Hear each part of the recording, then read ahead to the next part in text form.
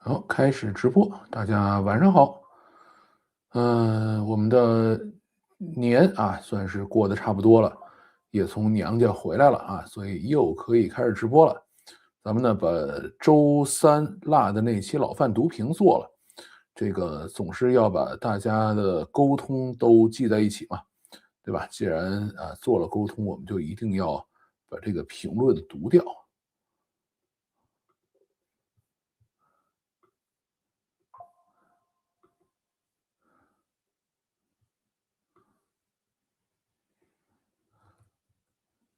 然后这里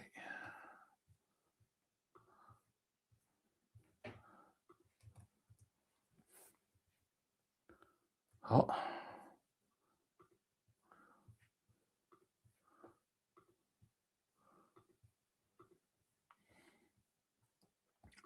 沙发，欢迎啊！这个新年好啊，新年好！这是叫传 story，这难道也是个讲故事的啊？应该也是。新年快乐！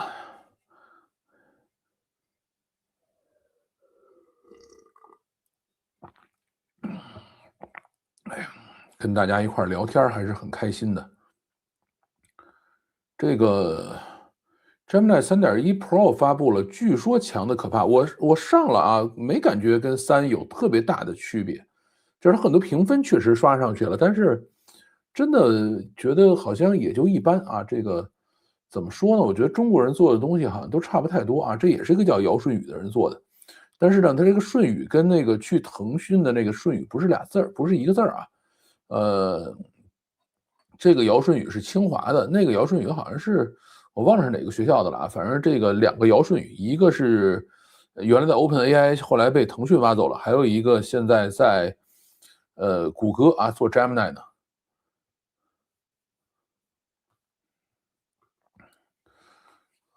好，感谢打赏，新年快乐！好吧，这个有小班子，你打赏了我就不给你取消小班子了，但是要尽快把会员补上啊。那么开始读评论啊，第一个 C-Dance 2.0上手实测，有人说了，说现在编程我们不需要去看代码了，你真是蛮幽默了啊！这个其实没什么可幽默的，我现在处理一些程序确实不看代码了啊，因为我最近使用了一个叫 StoryDen 啊，STORYDEN 的一个用这个 TypeScript，然后用 TypeScript 做前端啊，然后呢 Next.js 的这种框架，后端是 Go 语言的这样的一个论坛啊。我最近在玩这个，我既不会 TypeScript，也不会 Go，然后 Next.js 框架也是这个稀里马虎的，而且它这套系统呢还要挂 AI 挂什么东西，然后我就直接扔给 Codex Mac 客户端啊，我说你干吧，然后遇到各种问题让他干，效果也还可以啊，跑起来了。还有人说啊，最搞笑的是不同的人啊做出来的视频85%都是一样的动作和节奏，花了钱，不同的人做出来的东西都一样，不是真的会思考，而是 AI 放原有的视频在换脸，笑死了。我觉得啊，这位朋友的观察非常仔细啊，C-Dance 2.0做出来的很多视频确实很像，但是呢，并不是用同样的视频换脸。而这个地方呢，正好是字节跳动最强的地方。大家知道，字节跳动的这种，比如说，除了抖音、TikTok 之外，还有一个曾经在 iOS 排行榜霸榜很久的一个应用，知道是什么吗？叫剪映啊，就是我们剪视频的工具啊，很长一段时间都是第一名啊。那么剪映作为一个视频剪辑工具，最有用的一个功能，或者用的最多的一个功能，也是字节跳动最希望大家用的一个功能是什么呢？叫做剪同款啊。这个为什么叫剪同款呢？就是当抖音里头或者 TikTok 里头有一个特别有趣的视频的时候，这个视频呢已经被网友和这个 AI 推荐系统都一起筛选过了，这就是一个现象级的啊这种非常棒的视频。那么你与其去拍脑袋说我到底应该做一个什么样的新视频出来，还不如拿人家原来这个剪个同款呢，对吧？你剪同款出来这个视频呢，可能创新度确实会差一些，但是呢，经过筛选，这个视频就是有人爱看。对于字节跳动来说，我不管你拿出来的东西是不是原创，我也不管你拿出来的东西是不是这个你自己做出来的东西啊，或者是不是质量很高，我要求的就是用户爱看就可以了，对吧？所以剪同款是最需要的。那么现在 C-Dance 2.0其实也在干这个活，就是剪同款。但是呢，它并不是说拿一个视频就给你直接换脸了啊，它而是什么呢？就是它算好了说有哪些标准的提示词生成出来的这个视频很漂亮啊，然后你就可以把这个提示词拎出来啊，这个提示词里头可能有动作呀，有视频，有图片，有这些东西，你只要把自己的人脸换上去啊，然后它就重新生成了，对吧？它是这样的一个状态。所以呢，这位朋友虽然笑话错了，虽然他嘲笑的字节跳动这个地方不对啊，但是他不经意间发现了字节跳动的一个小秘密，就叫剪同款啊 ，C-Dance 2.0依然在剪同款。继续啊，上期读评有人说了，这个本地跑模型是很重要的生意，在奥克兰我知道有公司专门做私有云部署的，为啥呢？为律师公司，因为很多客户资料不能到云端，但是律师需要远程办公，本地大模型也是一个道理。这个事儿啊，怎么说呢？其实你要知道，谷歌的 Workspace 啊，就是谷歌的那套 Office，它都是在云端的。一开始很多人也说，哎呀，我们不能在云端，我们有问题啊，这个一定要在本地去使用。最后他就想办法去通过各种认证啊，说我们认证了，你把这个东西放在云端是安全的。最后美国很多政府啊，包括这个国防部很多地方都去买这个谷歌的 Workspace。你要想在本地的话，你应该去买微软 Office 啊，对吧？最后大家买了 Google Workspace，Google Workspace 上的所有这些文档都在云端啊，所以不要想着说我这个客户很重要，东西一定要私有，没有这种事情啊。这个只要他有这样的要求，都有公司说我可以想办法解决。现在谷歌可以搞定这个事儿 ，OpenAI 肯定也可以搞定这个事儿，包括 Gemini 这个谷歌的 Gemini 以及这个谁这个 XAI 的 Grok、Anthropic 的 Cloud 啊，都是可以搞定这个事儿的啊，这个不是什么特别大的问题。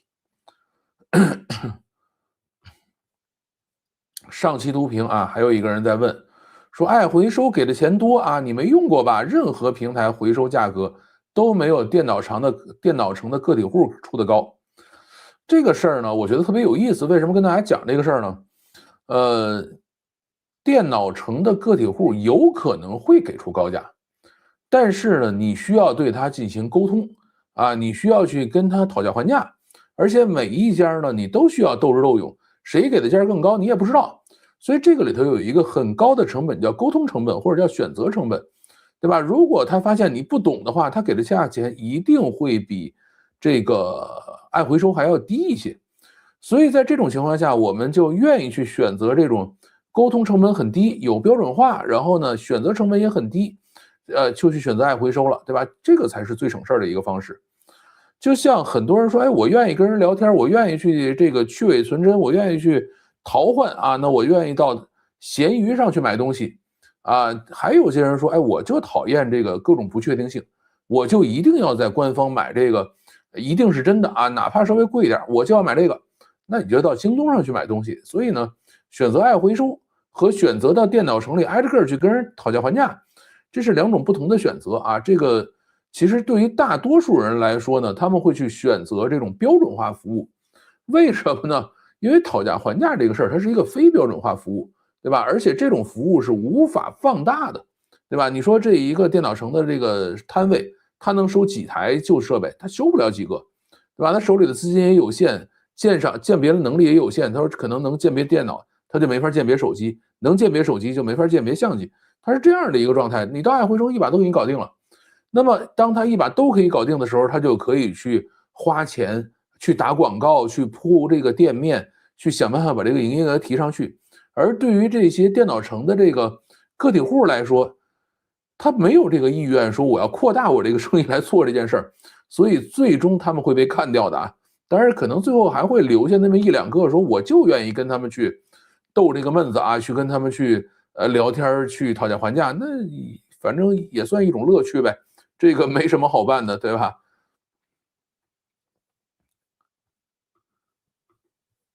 过年好啊，过年好。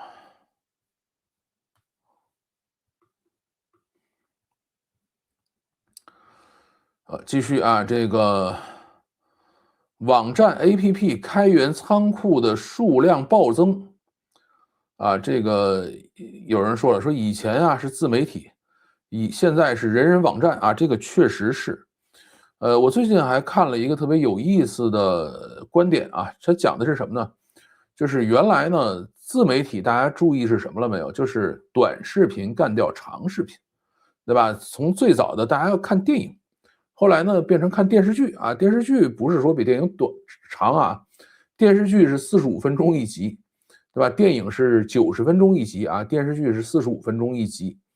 然后呢，变成这种动画片啊，动画片包括这种日播剧，周播剧一般是45分钟一集啊，日播剧跟动画片是20分钟一集啊，然后再往后呢是这个短剧啊，就剩了几分钟了啊，或者是多少秒一集啊，那么最后变成这样了，它越来越短了以后的话，人的注意力实际上是被分散掉了，对吧？那么我们就可以用这种非常及时的满足，就来刺激自己。就是你每一次被这种短的这种视频啊，这个所捕获的时候，那个长视频就会失去市场。而以后的话，可能我们就不需要那些大的应用啊，就跟那个长视频一样，我们不需要它了。我们需要很多很多零碎的小应用，然后解决这各种各样的小问题啊。而以前为什么大家不愿意使用小应用呢？是因为你发现它的这个成本很高，对吧？然后你得到这个小应用以后，你去这个学习和使用的成本也很高。但是以后不会有这样的问题了，以后都是 AI 来发现，AI 来使用，对吧？它只要是把这个小应用做成一个 skill 啊，做成一个技能，把它挂在 AI 的这个 agent 里头去，它就知道该怎么用了，对吧？里头具体是怎么去填参数，怎么填 token，怎么去这个配置都不用我们管啊，它都自己搞定。这不就从长视频到短视频，从大应用到小应用，就是这样的一个流转过程。所以这可能就是未来。再往后啊，还是最常见的场景是野蛮的促使这个叫做文明的被挤掉啊，这个事儿呢，怎么说呢？它确实是一个更新换代的一个过程，在这个过程中呢，你说有一些传承的很好的东西，是不是会被洗劫、会被干掉？一定会有啊，就跟草原民族去洗劫中原的这个农工民族是一样的这个过程。啊，然后呢，在这个过程中，你说这个会不会带来一些改变啊？或者其实，但是中国这个例子其实不太好，因为草原民族跟咱们折腾了这么久呢，都没有真正的给中国这个土地带来什么新的改变啊。而且每一次进来以后，他们都说我也是中华子孙啊，我也是华夏子孙，我也要统治你们，对吧？都会变成这样的一个状态啊，所以呢，这个还不是特别好的方式吧。但是呢，确实是每一次改变了以后呢，会有一些变化，啊，那么这个变化有可能是向上的，有可能是向下的吧。但是呢，一定会有一些，比如说看起来很精美的东西，或者看起来，这个整个体系架构很完整的东西呢，会被干掉啊，这个是没办法的。还有啊，说生成式能给 AI 公司带来多少收入呢？跟它颠覆的工作相比，颠覆的工作价值的1%吧，差不多了吧？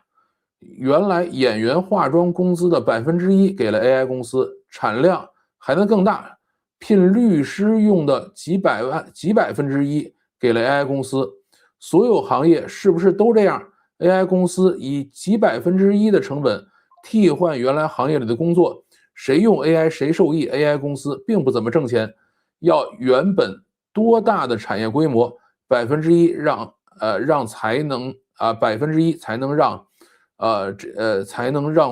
才能这哥们儿写的因为他有的时候写的很费劲，我读着就很费劲啊。就是1%的财富才能够让这些 AI 公司起飞吧，大概是这样的一个意思。他观察非常有意思啊，他其实观察的这个点呢是非常精准的，对吧？就是你确实是只用了1%甚至是1/1000的钱，AI 公司就达到原来的效果。比如说用 C 蛋3.0这种东西，啊，你原来想去拍一个什么场景，你搞不定啊，现在 C 蛋3.0扔进去，可能5块钱、10块钱给你搞定了，对吧？原来你需要一堆的人去给你做这个特效，做一个15秒的特效啊，可能需要花个几百万啊，甚至是更贵的钱你才能做出来。现在很便宜，搞定了。那么在这样的一个情况下，这个中间这些财富哪儿去了？大家知道算 GDP 的时候，你中间所有的这些人，你比如说我现在想拍一个爆炸的场景，啊，这个做这个道具、做爆炸、做拍摄、做剪辑，然后做服装、做所有的这些人啊，再包括演员，你都要给钱，这都是 GDP 的一部分啊，对吧？然后你现在5块钱搞定了啊，那你前面这个 GDP 就都没有了。对吧？这个怎么办啊？你让这个 AI 公司富了以后，那前面这些 GDP 都跑哪儿去了？这个确实是一个需要思考的问题。但是这个问题呢是这样的啊，也没有那么复杂啊。它是什么呢？就是当它可以去这个这么低成本的去做视频了以后啊，或者这么低成本的去完成工作了以后，那么这些工作原来它的这个量就会变大啊，可能就真的会变成几百倍，甚至是几千倍啊，变成这么多的数量。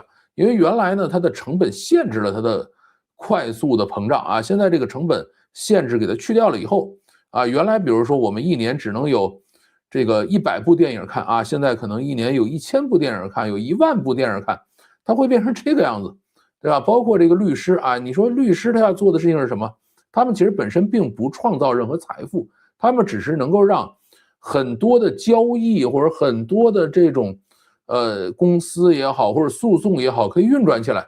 那么现在呢，律师的这个成本一下降到原来的1%了啊，那可能更大量的诉讼、更大量的这种交易就可以快速的去迭代运行起来了。这才是我们真正要去迎来的一个新时代。不是说啊，我一下把这个成本压缩1%以后啊，那个99%的 GDP 就没了啊，不是这样的。然后啊，还有人问说这个是不是过几个月又有图表说明大量出现的 GitHub 这个仓库啊都是垃圾呢？其实不用过几个月啊，GitHub 上的绝大部分仓库都是垃圾，一直都是这样的啊，从来没有任何变化。我现在往 GitHub 上推的各种仓库也都是垃圾，不会有什么其他的变化的啊。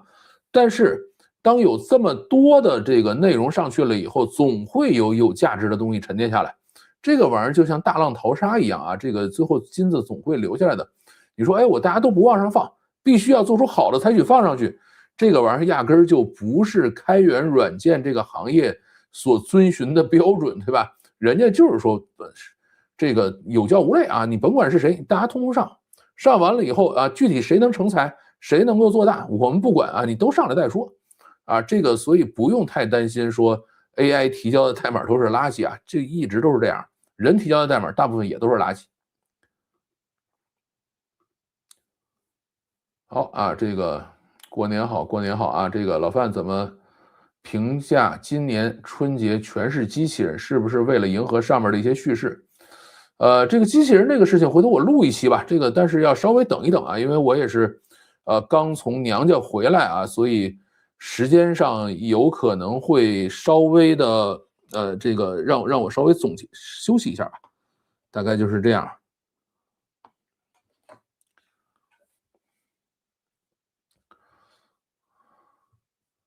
新年好啊，还在庄里面，回家了，回家了。这所以就可以开开心心的做直播了。大家都点赞了没有？怎么聊到现在才80多个人啊，连100个人都不到，是不是你们都没有去点赞呢？还是说大家都在好好的过春节啊？当然也可以了，好好过春节吧，休息休息，啊，不要这个在这看直播啊，看直播还是一个挺无聊的事情。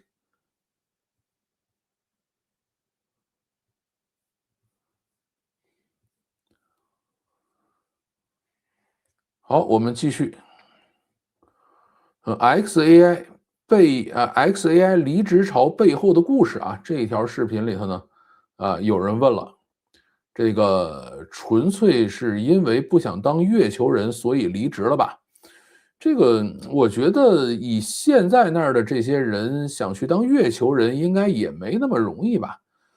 不是说你想去当就能当的啊！当月球人，我估计也得体检吧，也得锻炼身体吧。像我这样的，说我想去，人家让我去嘛，对吧？这个，所以不要老想着这个搞计算机这帮宅男可以去做月球人啊，那个机会有限啊。这个，而且没准人家说像你这胖子不行啊，这个你送一个胖子上去，这个需要浪费很多燃料啊，你要少带很多其他东西上去，这个不允许啊，可能我就去不了。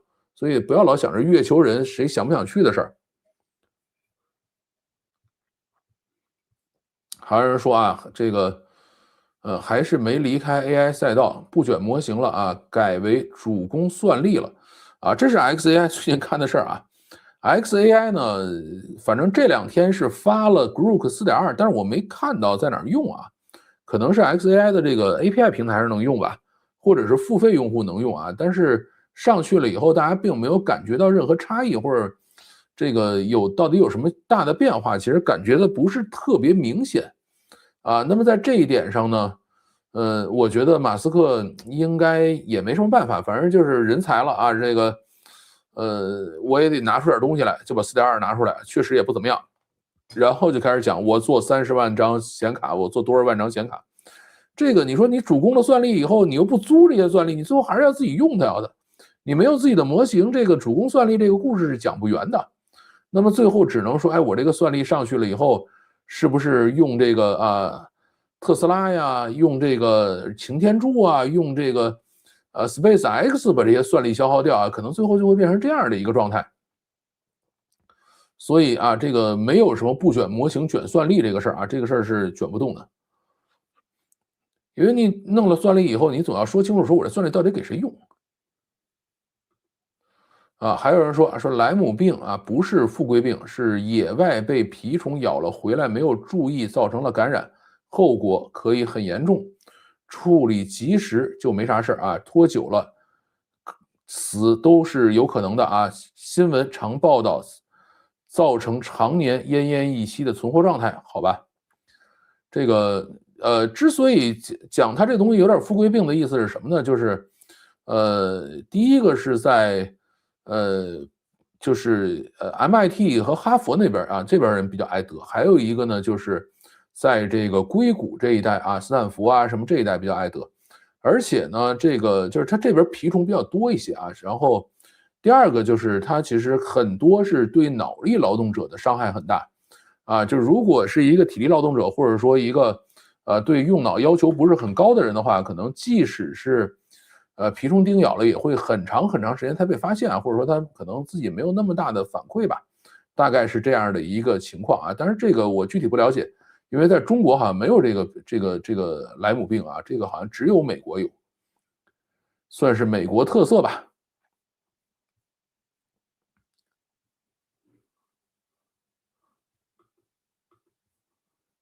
对，点了啊，暑假在石家庄做个线下节目吧。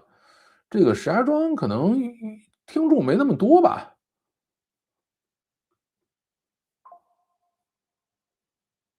我觉得下次在北京做线下的时候，可以欢迎石家庄的朋友来玩耍。马斯克说30年后钱就没用了，靠谱吗？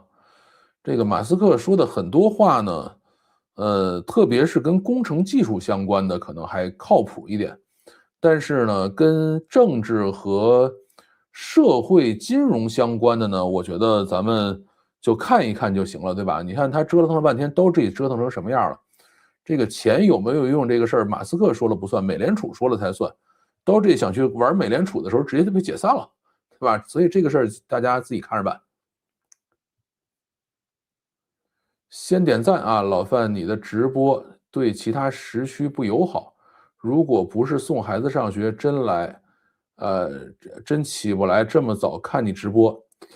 哎，那我觉得这样啊，就是大家可以给我一个建议，咱们在一个什么样的时间点做直播是比较合适的呢？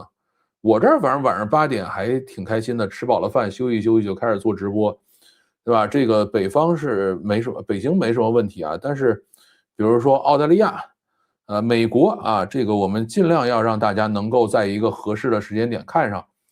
比如说我这上午做，我这上午做的话，你们那儿是不是？我想想啊，可能我这上午，你们那儿也是，你们那儿是下午是吧？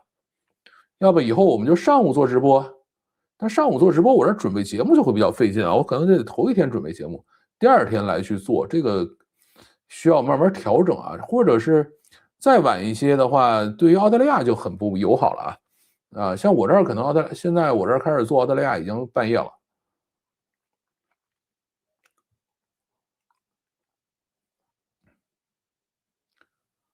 这个 Grok 4.2在手机端 APP 可以用那个 Agent Team 挺好用的啊，模型能力到了一个水平，可以继续卷 Agent 能力啊，好吧，回头我去研究一下。啊，欧洲也有蜱虫啊，之前看到一个博主带孩子去打这个啊，这玩意儿还有疫苗呢，好吧，这个确实有点吓人。庄里还是有这些观众的啊，这个回头可以试一试看看，因为石家庄啊、天津啊，还有包括我估计到沈阳啊，我应该开车都可以到达。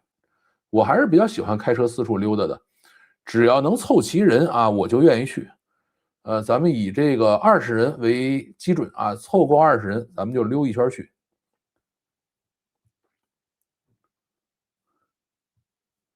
澳洲时段很好啊，孩子都睡觉了。澳洲是不是到夏令时就会很痛苦啊？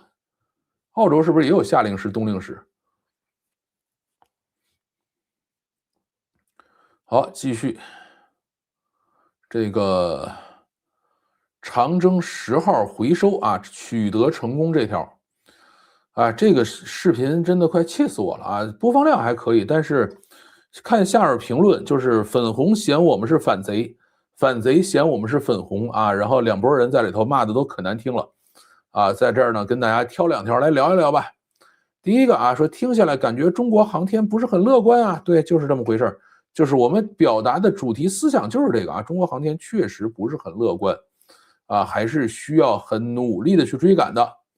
然后航天事业都不好啊，老马已经暂停火星计划了，星舰也一直在试飞，现在我们已经务实期待了有生之年能够看到人类重返月球，建立太空城、月球基地，就心满意足了。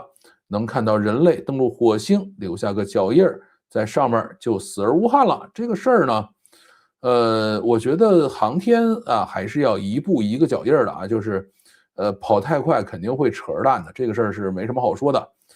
至于月球的话，不用有生之年，可能再过个3-5年啊，或者是2-3年，我们就可以看到有人又上去了，甚至建立太空城，可能真的是2030几年啊，我们就有可能能够看到太空城的一个运转。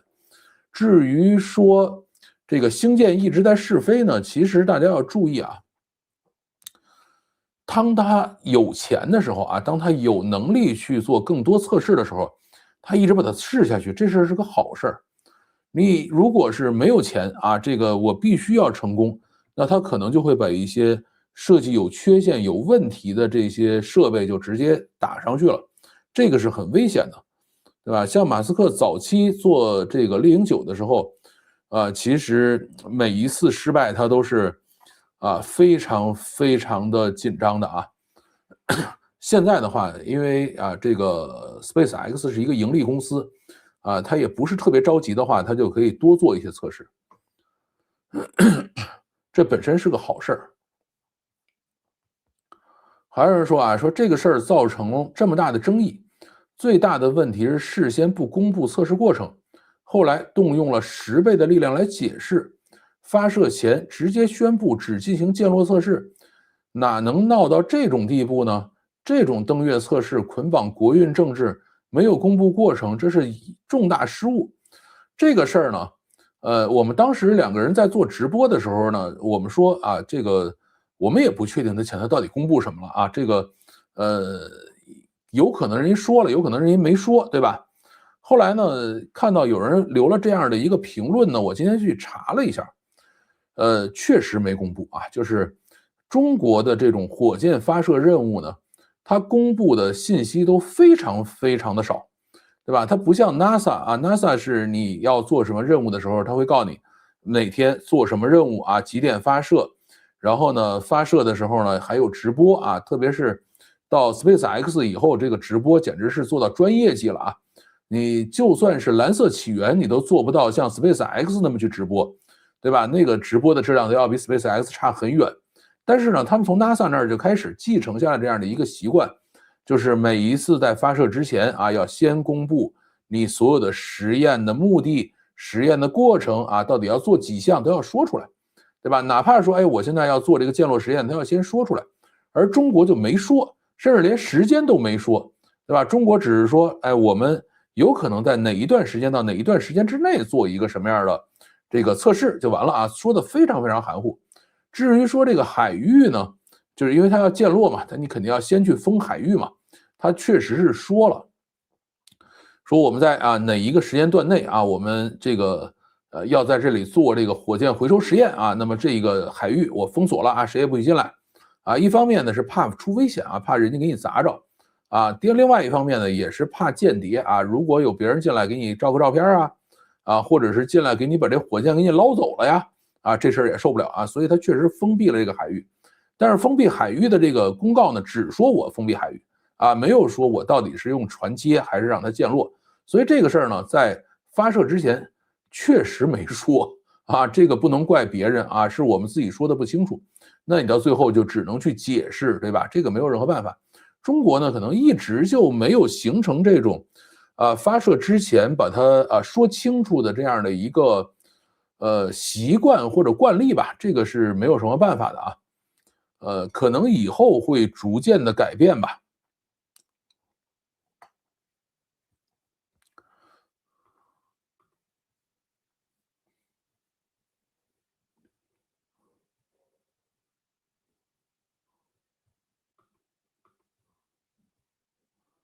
老哥啥时候来张江嘛？这个我是1月份刚去了上海啊，刚在1月几号？1月2号、3号刚在上海办了一场。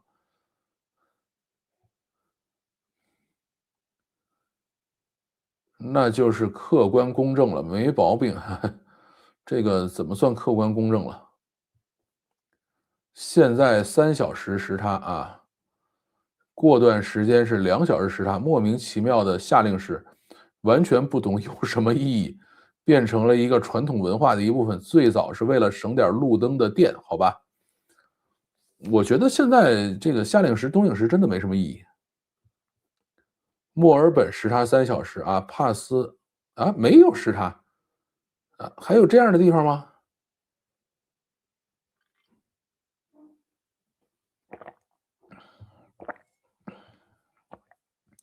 ？3月份时差2小时，好吧？回头我去问问 ChatGPT 吧，就是说我在美国啊，在澳洲啊都有用户啊，都有观众啊，可能欧洲还有那么一点点，欧洲我估计观众不多。然后呢，日本啊、大陆都有观众，然后看看在什么样的一个时间点里头去这个直播是大家都比较开心的啊。回头我让他去给我挑一个时间。这个 Gemini 3.1 Pro 啊，这个也没什么特别大感觉啊，反正我也把它用上了。居然还遇上老范直播了啊！这个，礼拜五都有直播，只是本来礼拜五应该讲故事的啊，但是，过年嘛，休息休息，确实也没有准备什么故事，所以咱们就这个读评论了，把礼拜三落的读评论给它读掉了。帕斯跟精度跟北京差不多，这个我真没想到啊，这个是超出我想象范围的，又长知识了。继续啊，这个马斯克要搞软件端到端，直接生成二进制代码了。这个里头有人评论了啊，说这个端到端纯扯淡，你直接生成的二进代码，我能相信？再说了，这个源码和二进制代码的逻辑上是完全等效的，我为什么让你生成二进制代码 ？AI 不如直接生成优化的编译器了。这个事儿呢，其实马斯克讲的就是生成编译器啊，这个能够出二进制代码的东西就是编译器啊。那么他这个里头实际上讲了3样事啊。第一个呢，就二进制代码是不是可信啊？这件事儿呢，怎么说呢？二进制代码肯定是不可信的啊，这个没有什么好说的，因为人看不懂嘛，那么一定是不可信的。但即使给你源代码，又有几个人能够去看，然后能够看懂呢？其实源代码的可信度呢，比二进制代码也高不到哪儿去，因为以前呢，它这个软件少啊，我们可以找一些人去审核源代码，审核完了以后呢，说这个东西是可信的，大家用吧啊，以前可以这样。以后呢，会变成很多很细碎的这种小程序，那么这些程序实际上是没有人去审核的，或者审核的这个过程会比较宽松，对吧？那么在这样的情况下，你如果说不是一个计算机出身的人，给你一堆源代码，你看得懂吗？你也看不懂，对吧？所以这个东西跟这个二进制代码这件事儿本身可信度是一样的啊，然后这是第一点。第二点呢，就是这个源码跟二进制代码的逻辑上完全等效这个事儿呢，其实是不对的啊。只要经过了编译器，经过了优化的过程啊，因为编译器是要做优化的，源代码跟二进制代码之间的逻辑上就千差万别特别是源代码里头实际上有很多是做软件工程用的，就是让大家进行协作，什么高内聚低耦合，什么搞这些事情的，什么继承啊，什么多态性啊，搞这些玩意儿，这个东西编译到二进制里通通没有。对吧？它就是为二进制就是怎么能够高效执行起来，对吧？所有前面这些东西都是逻辑上相关的事情，而这些逻辑最后在二进制代码里都没有啊，所以千万不要讲等效的事情。然后最后呢，咱们也讲了啊，就是马斯克要自己去做编译器啊，这个是没什么好说的啊，这个他是说对了啊。再往后啊，说这个有人说了，说其实我有点期待啊，既然能够直接生成二进制。就表示反向也可以啊，这样逆向工程就会简单很多啊。这个事儿，不是这样的啊，因为逆向工程呢，这个里头还是有很大难度的，因为我们在编译的过程啊，它把整个的代码呢，给它把这个逻辑都破坏掉了啊，只是让它能够快速的跑完啊。你一旦逆向工程了以后，如果按照二进制代码直接逆向回来的话，人根本看不懂啊，没法看，就算编成那种高级语言的代码，你也没法看啊，因为它属于是软件工程上完全不可读的代码。我举一个最简单的案例，你比如说我们在写软件的时候会起很长的变量名，对吧？这个变量名是干嘛使的？是给人看的，对吧？让人能够读懂，一看这个变量名，我知道这变量干嘛使的啊。然后呢，你还要在这个变量名前头写注释啊，写很多这些东西。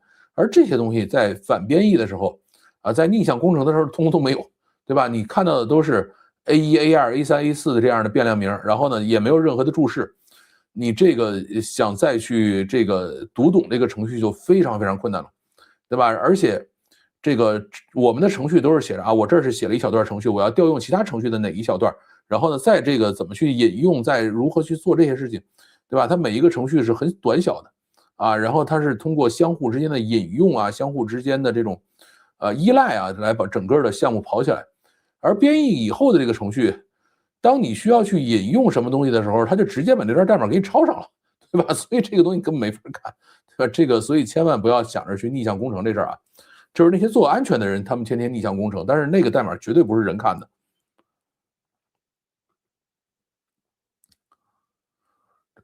继续啊，说现在编程我们不需要看代码吗？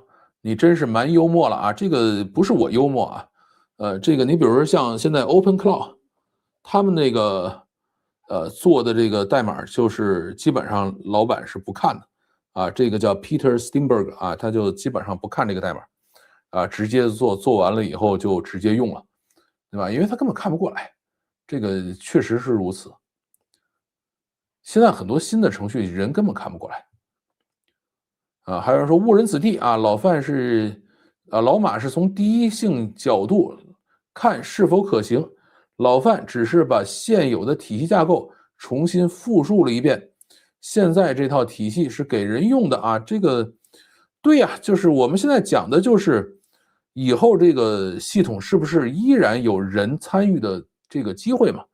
就跟我讲的老马把这个特斯拉汽车上了个一体压铸成型，然后咔嚓一压上以后，然后这个车就彻底没法修了，这不是一样的吗？对吧？对于他来说，第一性原理啊，对吧？这个车啪一把压在一块了，我造的确实省事儿，确实便宜了，对吧？还造的特别快，但是你对于修的人来说，这不是天就塌了吗？我没讲错什么呀？这怎么就误人子弟了呢？所以这个要想清楚。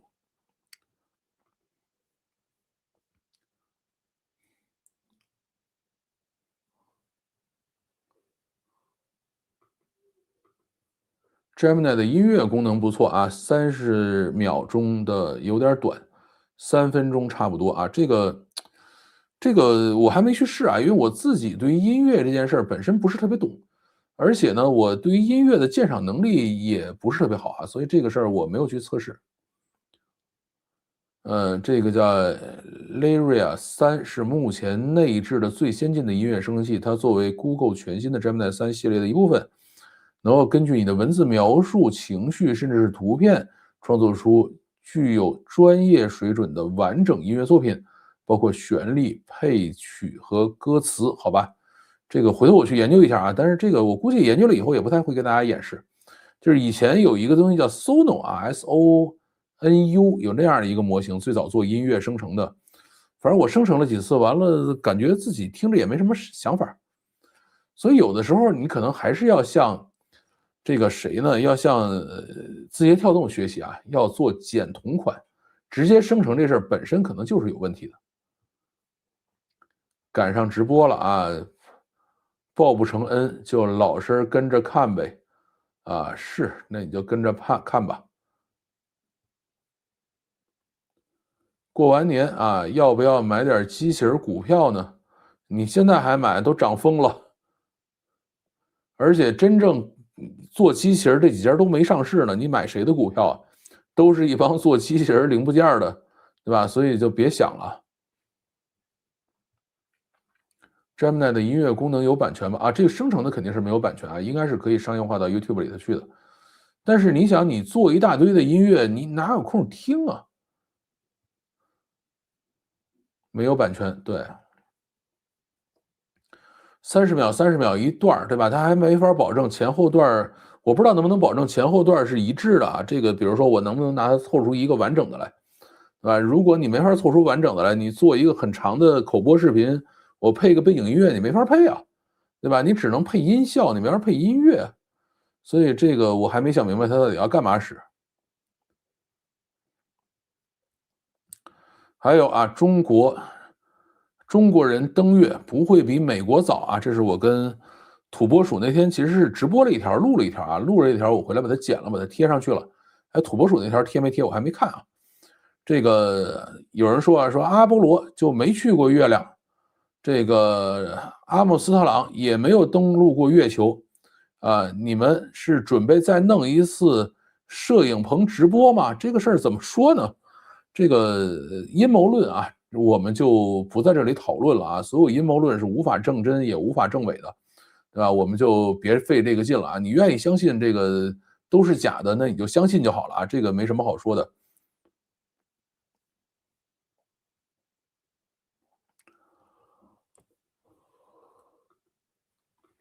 还有人讲 SpaceX 要上市，画去火星的饼没人信了啊，只好画月球的这个事儿呢。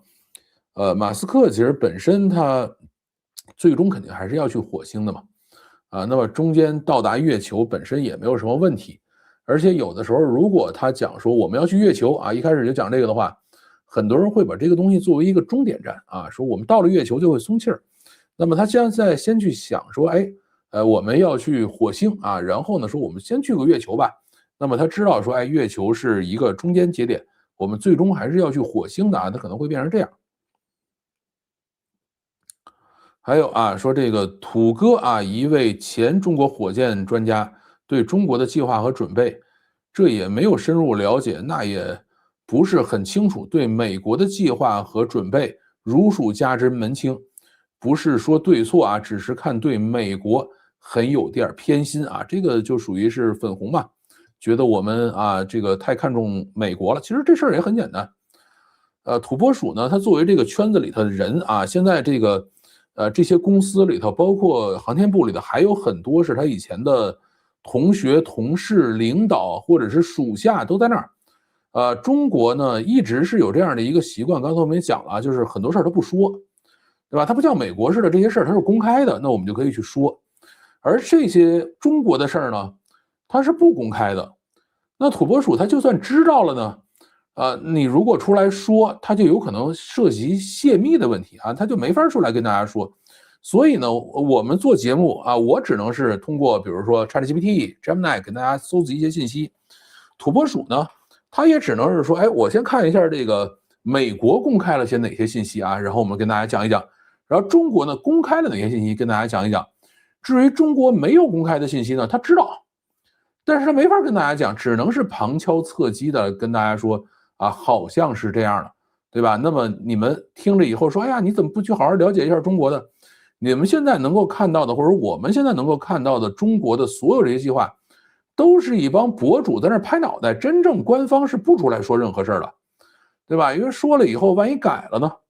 对吧？这个非常非常麻烦，所以中国向来不说啊，这个也没办法啊。那你说为了录咱们个节目，他还出来泄个密啊，这个就没必要了，对吧？所以事情就是这样的一个情况，就是他肯定知道啊，很多事儿他也跟我讲说，这事儿我知道，那事儿我知道，这事儿我干的，那事儿我干的啊，哪个东西是我设计的啊？那么讲完了以后，我说那这事儿能说吗？不能说啊。说那谁谁谁啊，哪个我特熟，我说这人名咱就能不提吗？那不提了啊，所以有时候跟他录节目就是这样的一个状态。还有啊，说马斯克是创业者思维啊，总会乐观预计目标达成时间，同时也是以此为动力驱动项目进展。另外，老马多数的时间不是承诺，而是乐观预测。看原文啊，很多都是加了定语的，比如进展顺利的话，乐观预计的话啊，要加这样的话，好吧？我估计后边这些定语呢，都是这个后边的律师和这个公关啊这些人给他加的。至于马斯克自己，肯定是说，我觉得就是这样的啊，以马斯克说话的习惯就是如此。马斯克呢，确实是一个乐观主义者啊，因为创业者如果是悲观主义者是没法创业的。一上来说这也不行，那也不行，这有问题，那也有问题，你比创啥业啊？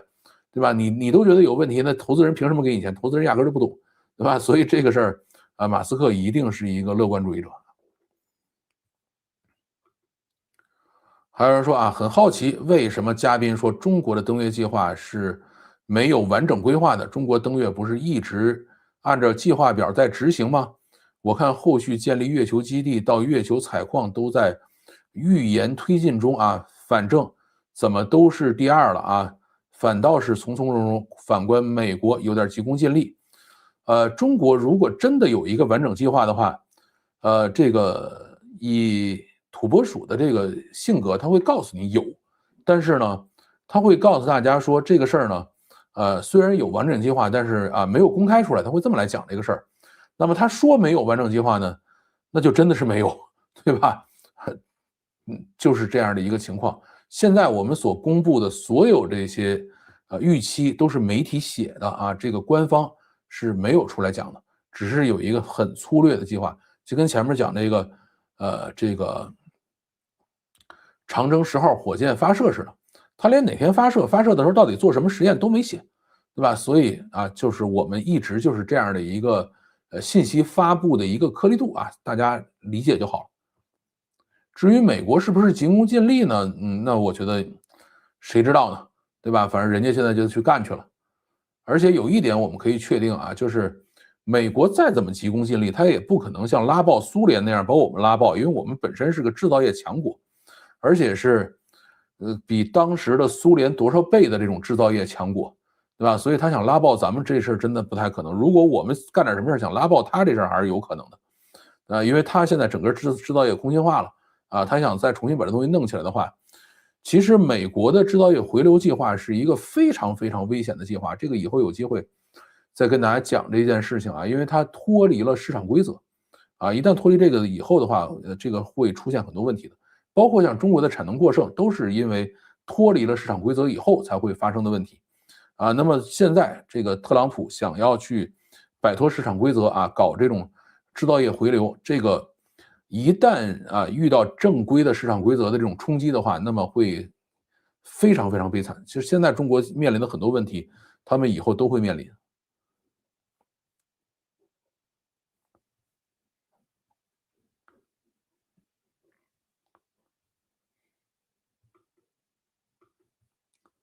今天关于三星和海力士 ETF 涨疯了，还有 MiniMax 和质朴又涨了20%。是啊，质朴和 MiniMax 都是刚发的模型嘛。MiniMax 是 GRM5，质朴的是质朴是那个 GRM5，MiniMax MiniMax M2.5啊，这两个模型都还是不错的。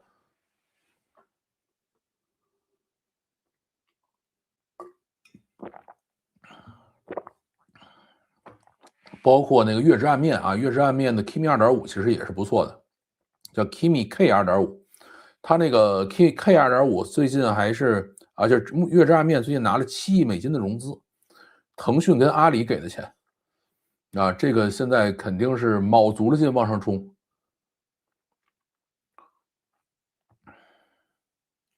Grok 模型体感确实比国产大模型都好，价格也差不多，不知道为啥用的人不多啊？这个其实原因特别简单 ，Grok 的指令集从度特别差，就是你让他去搜索信息啊，让他去做这些事儿呢，他把这个叫做什么呢？把这个X 的内容好好搜索一下，就跟你说啊，这个事儿确实做的还可以，但是它的指令依存度奇差无比。我经常让他去，我说你给我搜索一什么东西，给我总结一什么东西，然后甭管我说的是中文、英文啊，回来通通都是变成英文。我说你给我改成中文，改成中文啊，回来还是英文，这就没法整，所以我后来就不使了。价格肯定是比国内贵多了啊，这不可能价格跟国内差不多的，贵非常非常多，特别是这一批降价了以后啊，它完全没法比。SpaceX 上市，特斯拉股票还是继续跌啊？会不会到 SpaceX 上市的时候，特斯拉股票只有200多了啊？这个应该不会，感觉没有受到刺激涨上去啊，不然早就奔500-600去了。这个特斯拉，我觉得我们还是要耐心吧。最近不是 Cybertruck，不是 Cybercab 第一辆下线了吗？现在还是要看这个，如果 Cybercab 能够跑开的话，那么确实是有机会的啊。马斯克这个人呢，做工程做的是很强的，但是马斯克这个人做平台的能力其实一般X 其实不能算一个平台啊，X 只是一个社交媒体啊，它只是单一的媒体，然后在上面再做应用，再做开发，能够形成完整生态链的这个能力其实是比较差的。而特斯拉未来它本来是想要去成为一个这样的一种平台型的公司啊，这个我觉得还是挺难的。算是对马斯克性格的一种挑战。来了啊，欢迎。这个比较理解土工啊，有些东西不是不知道，而是不能说。对呀，而且土工这类人是真的知道整个机器是如何运转和它的这个实际情况的。对呀，就是所以他说的呢，通常都是真的，只是呢有些东西就只能是，就是我们可能事前我们俩沟通的时候，他还告诉我啊，这个事儿我知道，那事儿我知道，然后呢，但是不能说啊，这个最后录的时候就只能变成这样了。质朴港股今天涨了42%啊，没收益，100股啊，从200涨到700多了啊。MiniMax 没手20股啊，今天弱一些，只涨了14%，好吧，这个其实已经很强了啊，就这俩公司已经很猛很猛了。但是我个人感觉 MiniMax 还是要比质朴更有机会一点啊。当然我不做任何的这个投资的意见和建议啊。老范要 AI 幻觉美国制造业回流啊，不是 AI 幻觉，这不是这个川大爷自己要喊的美国制造业回流吗？是吧？这是我 AI 幻觉了，还是川大爷 AI 幻觉了？这个今天晚饭聊天还在感慨说川普，东一榔头西一棒槌，居然做成了这么多事儿。他到底做成了什么呢？这个，我看川普说，好像是他做了2年总统，还是1年多总统吧？到现在应该不到2年，也做了1年多总统。说美国的贸易顺差贸易逆差已经极大缩小了70%多，但那个具体我还没看啊，这个到底怎么算的这个数，还是一个很有趣的数字吧。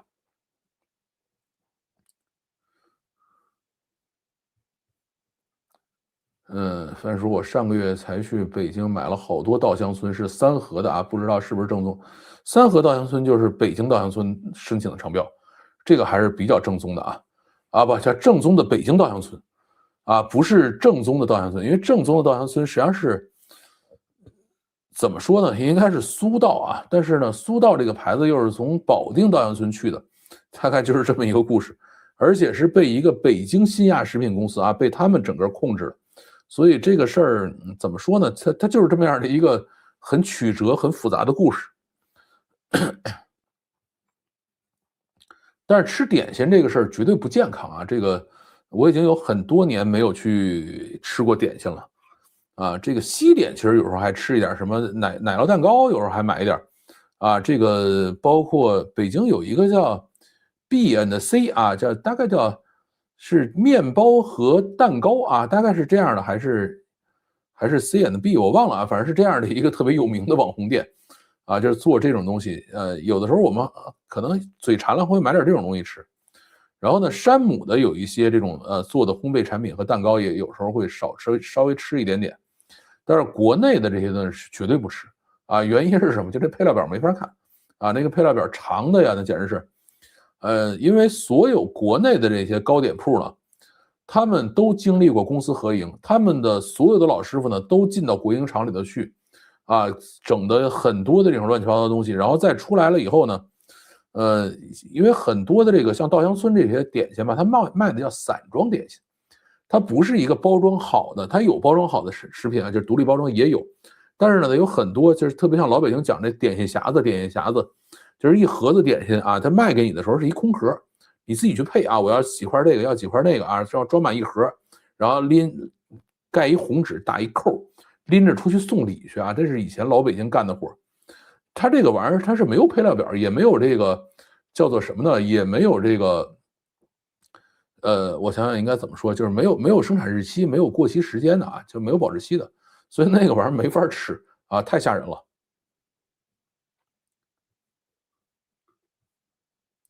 近段时间买的米都是台湾的啊，还有那个亲亲八宝粥这些感觉不错。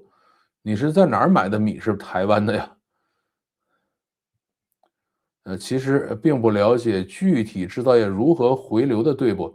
例如发电设备制造发生了哪些突破这个其实不需要去了解。就是我刚才讲的是什么呢？就是在一个市场规律下它有一些正常的流动方式。当你去打破市场规律要去违背市场规律，让它去进行这种由行政指令去要求的这种回流以后或者是这种特殊的这种划拨也好，或者是补贴也好，就有可能会发生像中国这样的产能过剩的问题那么这个中国产能过剩，其实也是这样，就是该死它不死，对吧？然后呢，这个它就会产能过剩这个其实产能过剩并不是因为中国自己的这些工厂，我就一定要赔着钱去卖东西，我就一定要这个在这比惨，我一定要这个压榨人，不是这样。是该死的没死掉。你按道理按照市场规律，该死的让他死了，就不会产能过剩的。银座西点蛋糕很不错吃这个应该是很好吃吧？推荐好吧？这个西点我是可能有的时候还就是山姆买一点有一些其他的就是一些知名品牌，有个别的时候会买一点别的其实不怎么吃，因为我自己有糖尿病所以吃这个东西吃的很少，虽然嘴馋。今天川普去了个钢厂，说中国90，美国这里150，等待需要36周那对那如果最后美国说我们就去买这150的，他也好好的活下来了，那等到哪一天这个市场规律又发力的时候，那他这个还是会有很多问题银座 West 本店这是在哪儿港股流动性太低啊，已经离死不远了。港股流动性最近好像好一些了吧？港股的流动性应该还可以，这个但是具体我不知道，因为我自己不太炒港股的。每次去北京出差啊，都要去西四的三河买些点心，或者大栅栏的张一元啊，这个其实都没什么问题。就是这些店呢，它都是直营店啊，但是，呃，这个叫什么呢？这个就是中式点心铺的点心最大的问题就是没有保质期啊，你自己小心，而且没有配料表啊，这个都是有点吓人的。而且他们这些人都是经过国营大厂熏陶了以后，什么东西都敢往里放。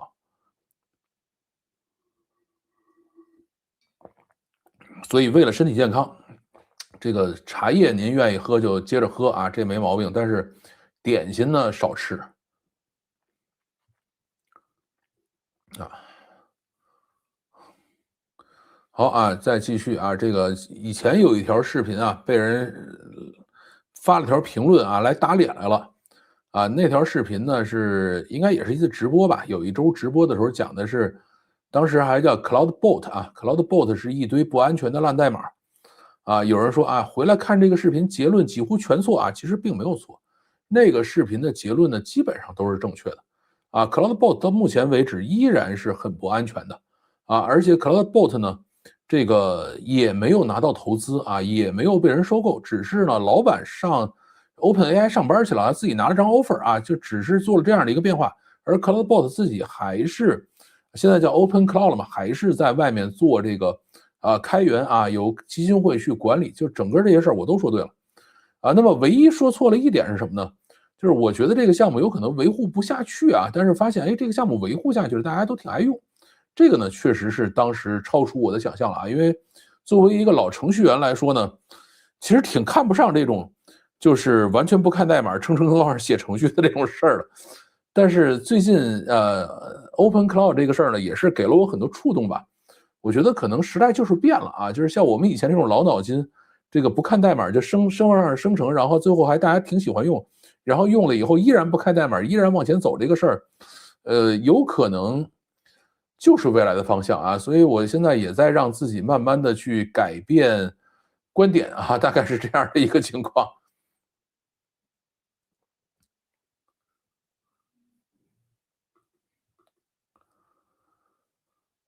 然后啊，这个 OpenAI 收购 OpenCloud 了吗？啊，实际上就是没有收购啊。这条视频后头也有人问说，AI 时代，扎克伯格显然慌了，匆匆忙忙，连滚带爬，各种项目、各种人才，不管内部孵化还是外部收购或者拉拢啊，都看走了眼。如果不是 Facebook 系的持续书写，早沦落到硅谷斩杀线以下了啊！硅谷李彦宏明智实归啊，这个其实呢还不能这么讲。啊，实至名归啊，这个不能这么讲。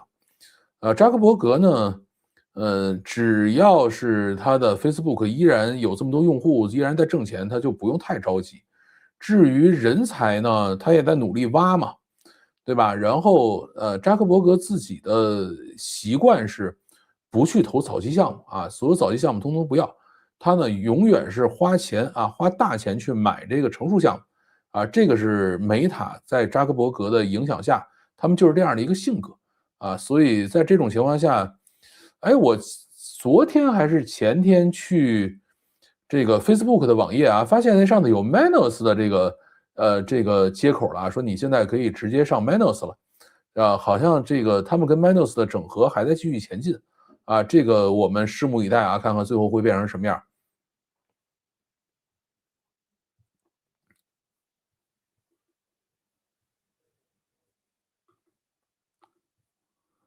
就吃刚做的啊，例如苏州的鲜肉月饼。但问题是你也不知道它是不是今天做的，有的你比如像上海的鲜肉月饼，那真的是做一屉卖一屉，大家得排着队买啊，那玩意儿是现做的。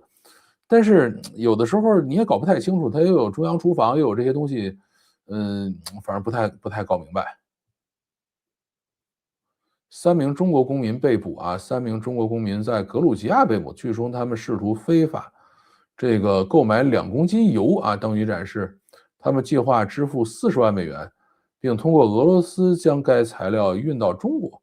费这劲干嘛？中国又不是没有啊，但这就不知道了啊，没听说过这事儿。你讲我是头一回听说。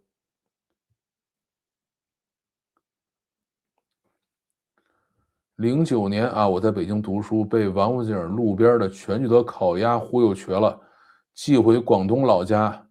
这个家人打开说都是一堆烂肉，这个其实也不是。这个因为烤鸭这个东西是没法邮寄的啊，烤鸭这个东西是必须在那儿现片现吃啊，因为你没有那个片鸭师傅那个手艺，你根本没法弄。这玩意儿有点像吃西班牙火腿似的，给你一整根儿啊，你到我们手里拿的一整根儿的东西，你压根儿不知道该咋办。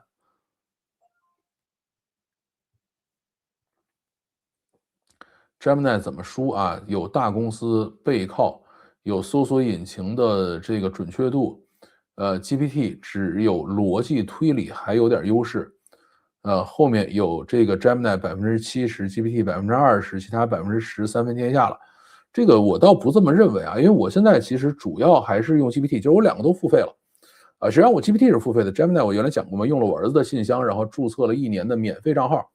那么这样的情况的话，我觉得 Gemini 现在出的各种内容，还是不行啊。就是我同样的一个事情，我都是同时让 Gemini 和 GPT 两个一起去干活，但是 GPT 出的内容一般会被我采用啊，Gemini 的内容都被我扔了。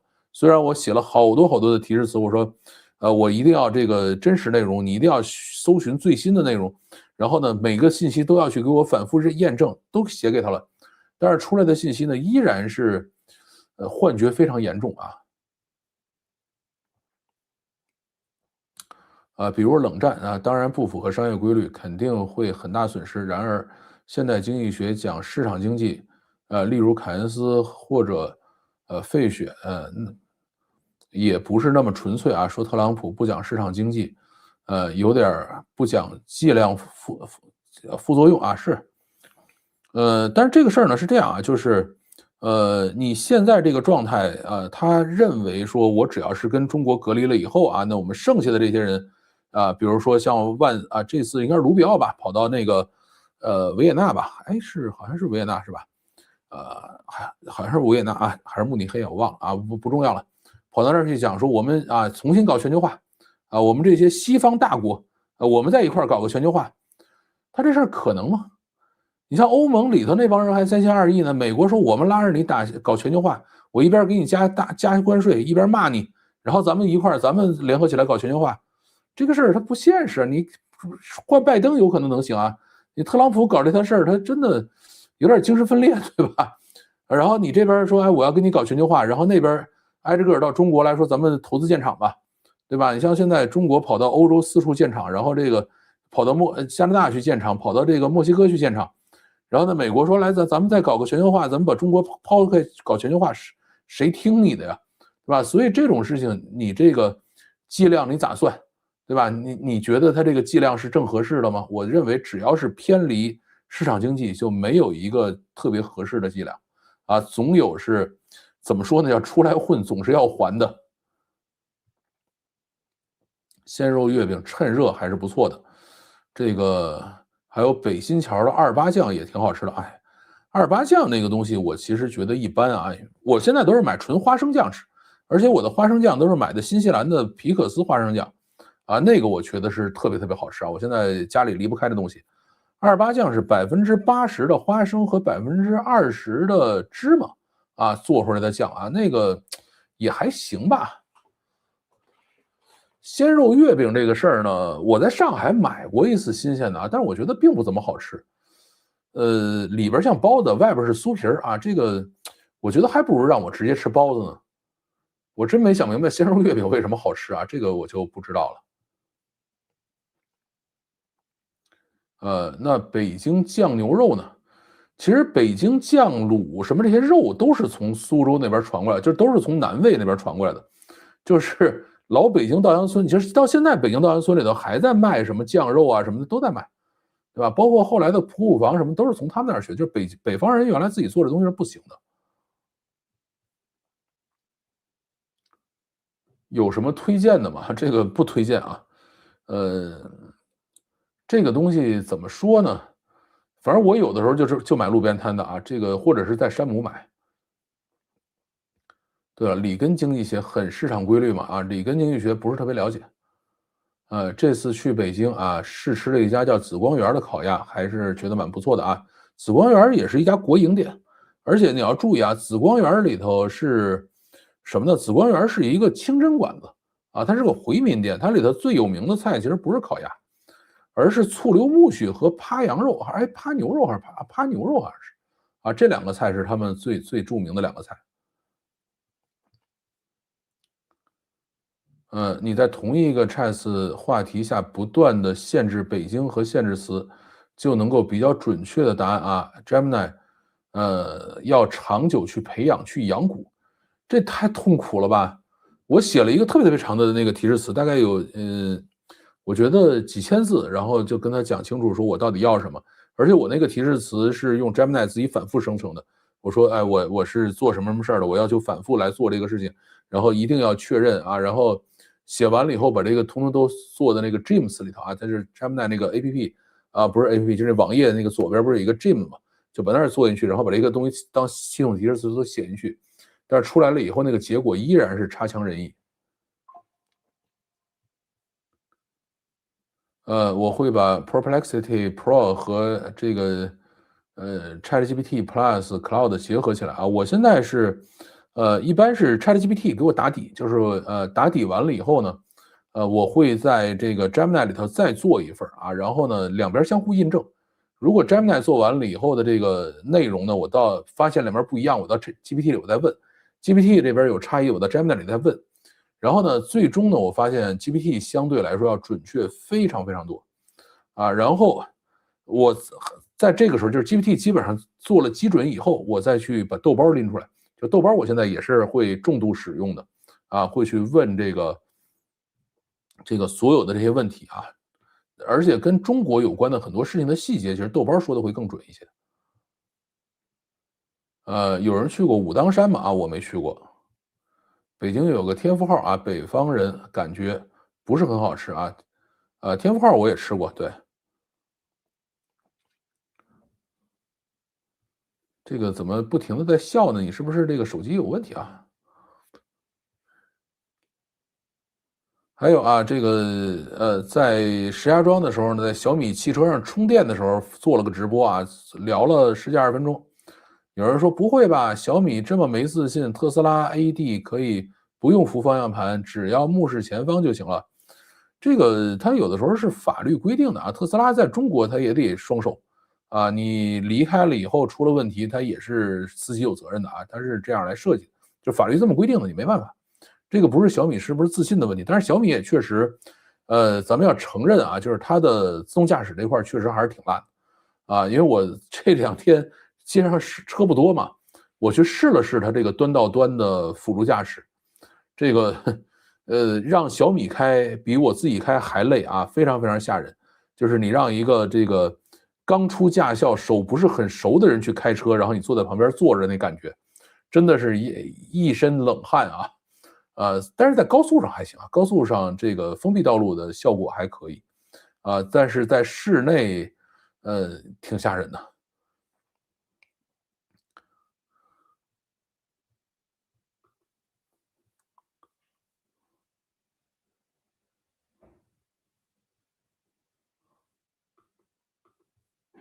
GPT 确实在逻辑推理有优势啊，但是搜索引擎的准确度和最新消息的更新，还是 Gemini 啊，这个还真不是。因为我高强度使用，我每天做日播的话，每天都会高强度的使用这两个工具。最新消息 GPT 也要比 Gemini 准啊，这个我原来也是觉得 Gemini 应该更准，因为后边有谷歌嘛，GPT 后边是用的 Bing 和它自己的一些搜索引擎，最后发现 GPT 还是准。但是最新消息其实最准的是 Grok 啊，就是 XAI 的，因为有很多还没有得到证实的消息都在 X 上面去传播，所以它会更准一些，啊，就更新一些吧，准不准咱不好说，更新一些。有人去过泰山吗？这个泰山我去过泰安啊，但是我没爬过。欧洲国家本质是比较容易接受美国生活方式，不太容易接受大国的。现在的欧洲比特朗普之前的欧洲已经发生了很大变化了。这个事儿呢是这样，就是生活方式是生活方式，欧洲呢，其实不觉得他们能够接受美国生活方式，他们觉得他们自己的生活方式最好啊。美国这帮人是野蛮人啊，还不如我们呢啊，这是欧洲人的想法。千万不要觉得欧洲人会羡慕美国人的生活方式啊，欧洲人觉得美国人都是乡巴佬啊。至于大国呢，不需要他们接受大国的生活方式，跟这没关系。但是呢，挣钱他们愿意到大国来挣，他们还是跑到大国来开工厂，然后把大国的这个工厂引回去。而且欧洲里头还有很多的像什么捷克呀、匈牙利啊、土耳其啊这种不是那么富裕的国家，对吧？他们的这个说大国愿意跑到那儿去建工厂，愿意跑到那儿去生产这个电动车电池，他们也挺开心的，对吧？这个欧洲它是很多很多国家，对吧？不都是法国，不都是德国，对吧？还有很多其他国家，你像中国还跑到西班牙去建了一个汽车工厂，对吧？然后跑到那儿去复活了一个当地巨老的品牌啊，这个也是倒闭了以后把它复活回来，就跟那个刚才咱们讲这个稻香村的故事似的啊，把人以前倒闭的品牌买下来，然后重新复活，接着搞。还有像那个什么，因为我前来有一段时间去学摩托车嘛，啊，然后有一个意大利的摩托车品牌叫什么来着？就是后来被钱江给收购了啊，这个 QG 摩托，然后，哎，我想想那个叫什么品牌着，我一下把那个名字给忘了，等我查一下这个，啊，算了，我还是豆包查吧，豆包还快一点，豆包，嗯，对啊，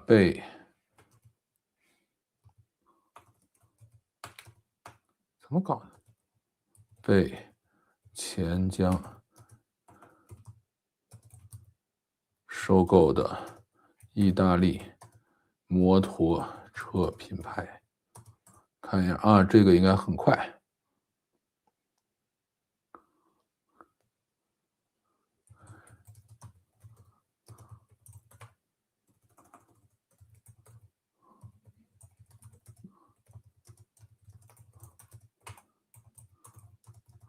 啊，叫贝纳利，啊，这个也是欧洲一个，意大利一个挺古老的品牌了啊。然后还有斯威，这个摩比德利啊，这个算是比较小的牌子了吧，贝纳利。然后哦，胡斯瓦纳，胡斯瓦纳我还真见过这个车的牌子。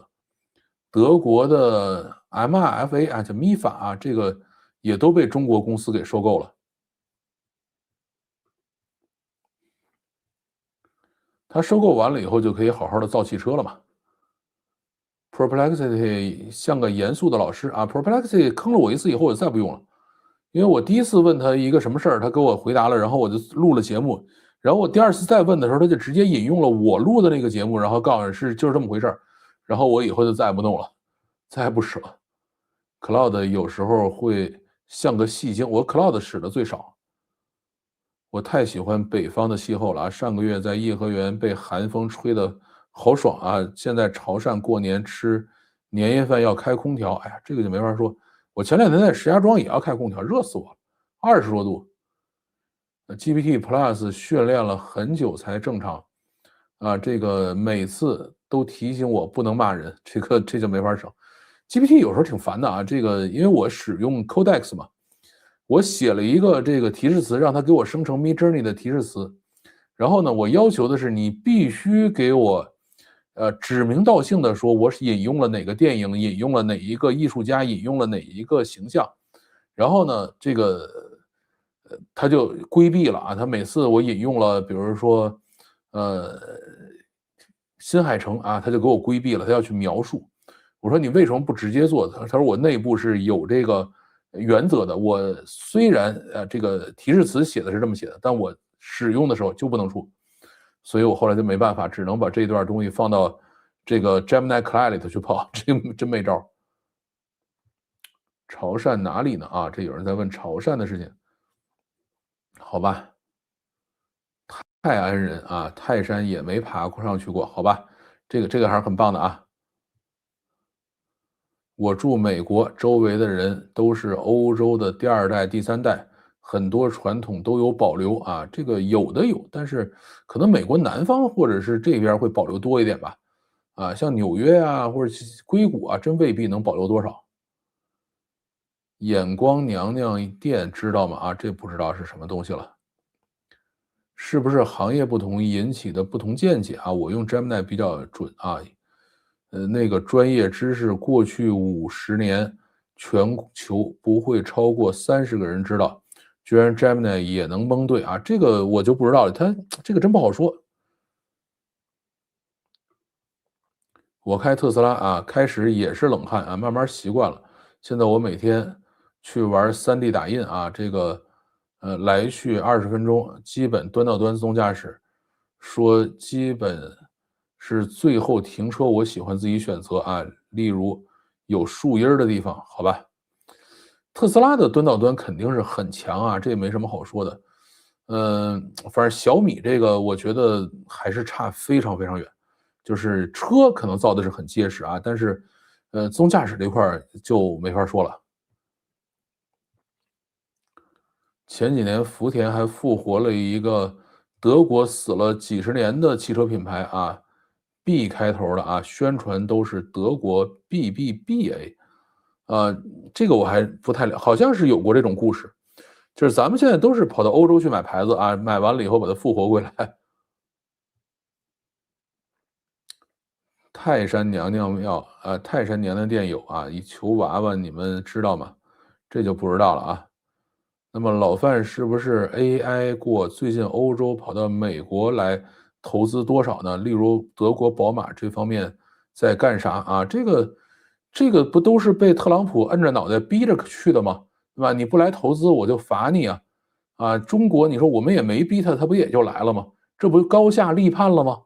对吧？中国没有说我要给欧洲加关税，你不给我来投资，我就怎么弄，对吧？没有这事儿吧？人家不也来了吗？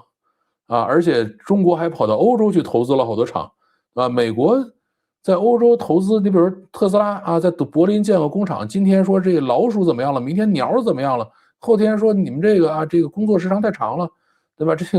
这就是欧洲跟美国之间的工作方式、生活方式很相像啊。这个卡尔加楚，你是这么想的吗？1020没关系，因为爬上去会累死，好吧？山太大，庙太多啊，不知道啊，那就好吧。居然是周五读屏，对，周三没读嘛，所以周五就把它读了。咱们继续啊，这个 C Dance 2.0惹恼了好莱坞啊，有人说没什么卵用啊，美国也开始烂片时代了，还不如短视频呢啊。这个美国烂片时代这个事儿呢，我不知道是咱们没引进呢，还是美国就确实拍烂片了啊，这个我不知道，因为中国确实引进的少。但是我也看盗版片，好像确实没看到什么好看的片子。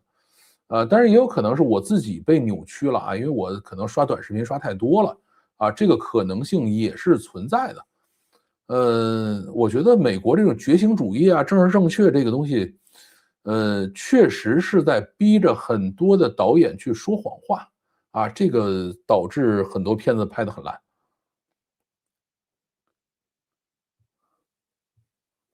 还有人说啊，这个 C 蛋3.0啊已经降质了，同样的提示词现在生成的效果差了很多啊，这个我也发现了，啊，一方面是慢啊，非常非常慢，第二个就是降质很厉害，这个可能还要再等一等吧，但是也没办法，因为最近的 C 蛋3.0加的限制越来越多啊，而且是非常非常多的限制。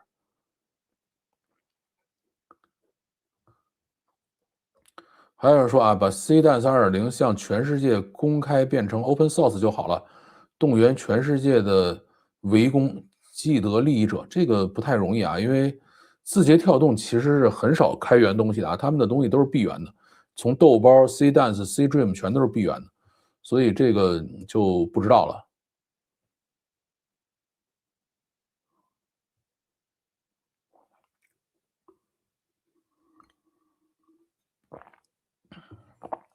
其实重点是啊，动了，其实重点是钱啊，动了好莱坞的蛋糕了呗。这些年好莱坞因为缺乏创新，早就江河日下了。这次会不会给他最后一击，就拭目以待了啊。AI 的出现将会导致视频制作中心去中心化，以往包装一个巨星来赚几年的钱，这个模式越来越走不通了。好莱坞如此，中国也是如此啊。这个其实还不是中国后来变成流量明星了以后，我觉得还不如好莱坞那些明星呢啊。我这个对这些流量明星非常非常反感。现在这个事儿呢，肯定是需要进行模式转换啊，但是转换的过程到底最后会怎么样啊？咱们还要拭目以待。其实每次有什么重大的电影发布的时候，他们那个电影技术本身也在更新迭代。你比如说吧，这个泰坦尼克啊，泰坦尼克做的时候，据说就是用了大量的 Linux 服务器进行这个开源软件的集群渲染。就是以前渲染农场渲染软件奇贵无比，对吧？那他就把这个事儿搞定了。然后像卡梅隆是每一次拍点新电影都得要用一些新的电影技术上去。那可能 C-DANS 2.0这种东西出来了以后，它未来也许也会上一些新的这个不一样的技术上来，可以给我们让我们眼前一亮的这个事儿，可能未来都会进入到它的这种创作过程中去啊。这个C-DANS 3.0出来以后，贾樟柯还拍了一条视频呢那个也挺好玩的，由贾樟柯指导，然后由字节亲自给他去操刀这个也挺好玩的。所以这种东西出来了以后，导演还是导演你大爷还是你大爷，他们还会做出一些普通人想象不到的东西出来。还有人说没想到中国电影制作最后靠 AI 击败了美国电影，这个击败美国电影，我这事儿我觉得很难因为咱们这儿的限制实在太多了。今年春节档基本上又趴菜了，不理会就完事儿了屁事儿没有VIO、Sora、Midjourney 他们解决了吗还不是一样侵权他们的视频模型里头也一样有好莱坞的东西，赔偿好莱坞了吗他们的视频模型里面没有我们中国人知道的原型吗？他们要不要赔偿我们中国人？这个事儿呢，就是我讲了就是诉讼的目的不是为了把他弄死诉讼的目的不是你死我活。就中国人有时候经常一日诉讼了，你死我活，这辈子老死不相往来，或者这个从此以后多少辈子都是仇人这个我记着你爹告过我爹经常搞这种事儿。诉讼的目的是为了最终找到一个新的解决方案，对吧？让大家一起可以往前走。这个才是诉讼的目的，为了把一些不明确的事情明确下来。所以不要老想着一诉讼了，人这个不行了咱们这辈子咱们就是世仇了这个多少辈子都是世仇了千万别想这个。还有说笑死了扼杀 C-DANS 2.0，你想的太简单了，美国电影更需要 C-DANS 2.0来制作，毕竟他们拍电影的成本很高。C-DANS 2.0不但帮他们解决了电影上的成本，而且恐怕有人捧着钱要求他们授权 C-DANS 2.0来拍电影呢他们讲版权真的是笑话要是真的重视版权，就没有二创动画了他们只要想 C-DANS 2他们只想要 C-DANS 2.0而已，扼杀 C-DANS 2.0并不是资本在意的事情，而是没有保证不会出现新的 C-DANS 2.0这个 C-DANS 肯定会一级一级出下去。那么这些人呢，肯定也会愿意去使用这些产品这个没有任何问题而且呢他们要在正式的大规模使用 C-DANS 2.0之前要跟 C-DANS 2.0或者要跟字节跳动摸索一个合作方式出来大概也就是如此。还有人说米老鼠可以画这个米老鼠版权已经过期了这儿呢稍微纠正大家一下现在过期的米老鼠版权是最初始的米老鼠形象而迪士尼公司呢在不停的申请，每年都在申请新的各种各样的米老鼠形象米老鼠的配饰、米老鼠的上色、米老鼠的各种的服饰，还有新的像什么星球大战等于各种各样的形象，每年都在新注册。所以呢，你现在再去画米老鼠依然是侵权的所以千万不要说现在米老鼠版权已经过期了这个要跟大家千万提醒一下这个。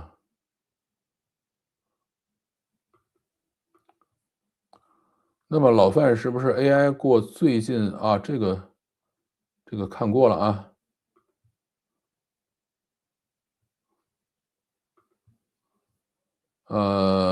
美国那些 B 级片公司其实挺挣钱的，成本低，回本快。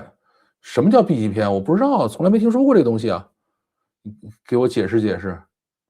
现在好莱坞和大国的电影都没有特别好的啊，个人感觉反倒是韩国好多电影不错啊，这个好吧，回头我去研究研究。这两天刚出了个《呼啸山庄》，不过估计在大国没市场，这个有可能啊，这个对这个故事不是特别了解。我看韩国电影有点受不了啊，例如那些谍战片儿、战争片儿，反正我自己也不怎么看韩国电影。我最近看的两个韩国电影是《魔女》和《魔女2》啊，那个我觉得还打斗很爽。然后，但是据说最新啊，就是由魔女的那个主角，我忘了叫什么了，拍的那个叫《巨红》是吧？还是叫《洪水》？好像是翻车了啊，这个票房很惨。昨天网易有道悄悄开源了一个非常有意思的国产 AI agent，叫 Lobster AI 啊，这个体验完后最大的感慨是，这简直就是带着 GUI 的中国版的 OpenCloud，但门槛被拉低到普通人也能轻松把玩的程度。现在 AI 产品有两个痛点，要么纯云端，啊，这个常遇延迟和断网啊，要么纯聊天，没法进行深度的交互和操作。而 Lobster AI 啊，这个是一个基于我了解了，它是一个也是由这些东西啊，由这个前端的代码来写的一个本地的 AI agent。那么这个我还没试啊，现在大家都在出这种东西，好像字节也出了一个类似的东西，好像也是开源的，然后那个阿里也出了一个类似这样的东西，阿里那个还不太一样，阿里那个是出了一个类似于 Cowork 的东西，啊，大家都在做，基本上是电子泔水啊，真的有人觉得这些东西能看吗？啊，真的真的，这个你要不停的训练那个叫什么呢？训练它这个推荐引擎啊，否则是没法看的。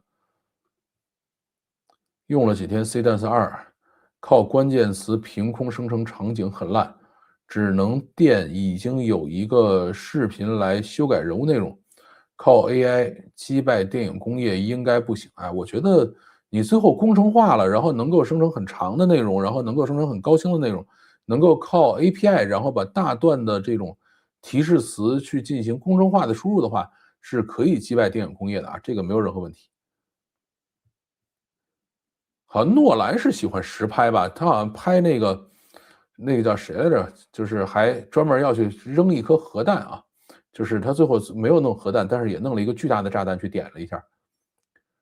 多模型兼容啊，支持市面上的主流 provider，啊，跑本地模型，例如 Ollama 也没问题。内置丰富的 skills 啊，做视频什么这个，哎，我觉得 OpenCloud 本身的技术并不是特别复杂。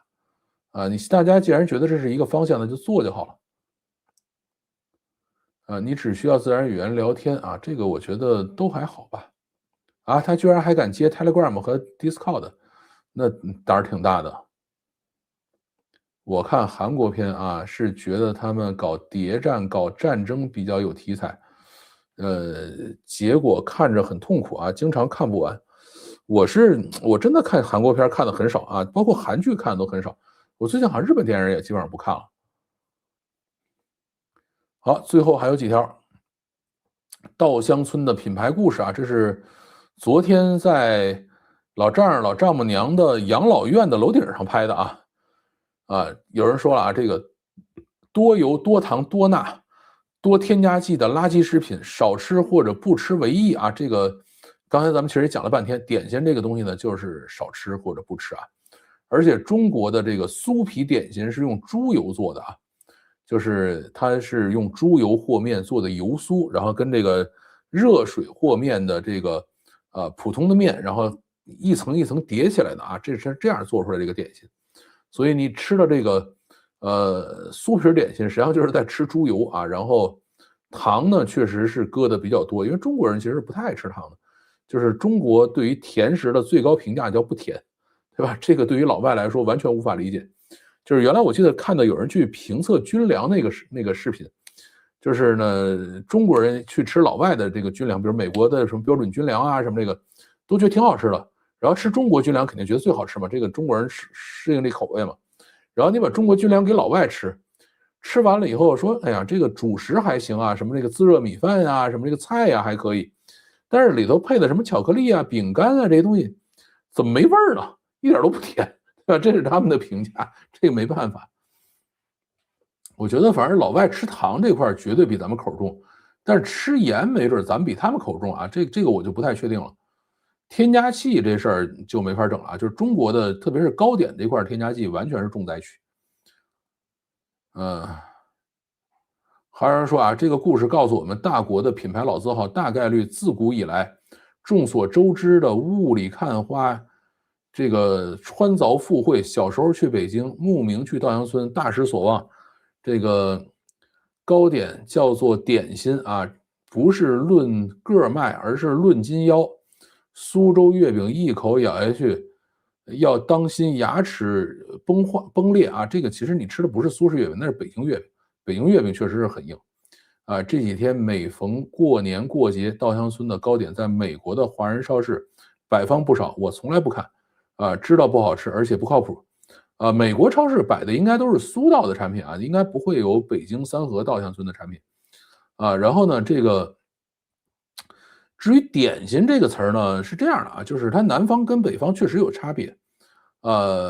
北方呢叫点心，南方可能叫糕点。你就包括那个什么，北方叫包子的东西，在上海叫馒头啊，生煎馒头，所以它这个就是习惯用语的问题啊，这个不是特别大的问题。至于说论个还是论斤的话，这个你像我作为一个北京人，我跑到南方去，我看他们那个点心论个卖，我也觉得很奇怪啊，这玩意儿为什么不论斤腰呢？对吧？你论个卖，你给谁吃啊？这玩意儿一塞牙缝都不够。所以这就是一个生活习惯差异啊，这不是什么大问题。但是点心这个东西确实不健康啊，这个是真的。还有一个啊，说作为北京人啊，打小就被稻香村点心包围了，还真不爱吃啊。这个因为吃过南方的精细点心，北方实在不行啊。目前最爱吃泸溪河啊，这个稻香村其实有熟食，像这个鸡肉泥肠和小肚也是从小吃到大，但是我今年刚知道这些竟然一堆添加剂啊，震碎我三观啊！首先要提醒你啊，泸溪河呢，它是一个网红的这个桃酥品牌啊，但是它也做各种点心都做，味道呢确实还行，因为我买过一次啊，但是买了一次以后就被老婆骂惨了，因为泸溪河的点心里头也是大量的什么。那叫什么氢化油啊，什么这个不饱和脂肪酸啊，这个植物奶油啊，全是这种玩意儿。然后还有一大堆的添加剂啊，这个就是那配料表没法看那泸溪河的，所以后来我们就不买了。就是想吃了啊，真馋了就去山姆啊，或者是去这种比较高端的这种西式糕点铺里头去啊，或者西式烘焙坊吧，就不叫糕点铺了啊，咱们东方的叫糕点铺啊，上那边去稍微买一点吃一吃还可以。这个其他真没法吃。至于说这个北方，像我想想啊，这个稻香村点心我比较爱吃什么呀？牛舌饼啊，还有各种椒盐口味的点心啊，那个我是比较喜欢吃的。就是它是酥皮啊，里头有糖，有这个它那个馅儿里是有放盐的啊，那个确实比较好吃啊。我小时候爱吃，但是长大了也就一般了啊。它那个吃的很干很干啊，特别是酥皮点心非常非常干。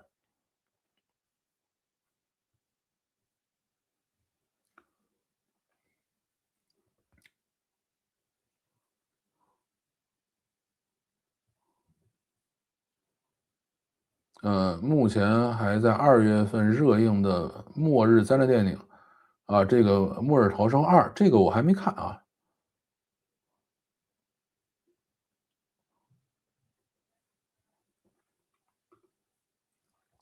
猪油做的还不错，如今是起酥油啊，这有可能是起酥油，起酥油就更没法看了啊。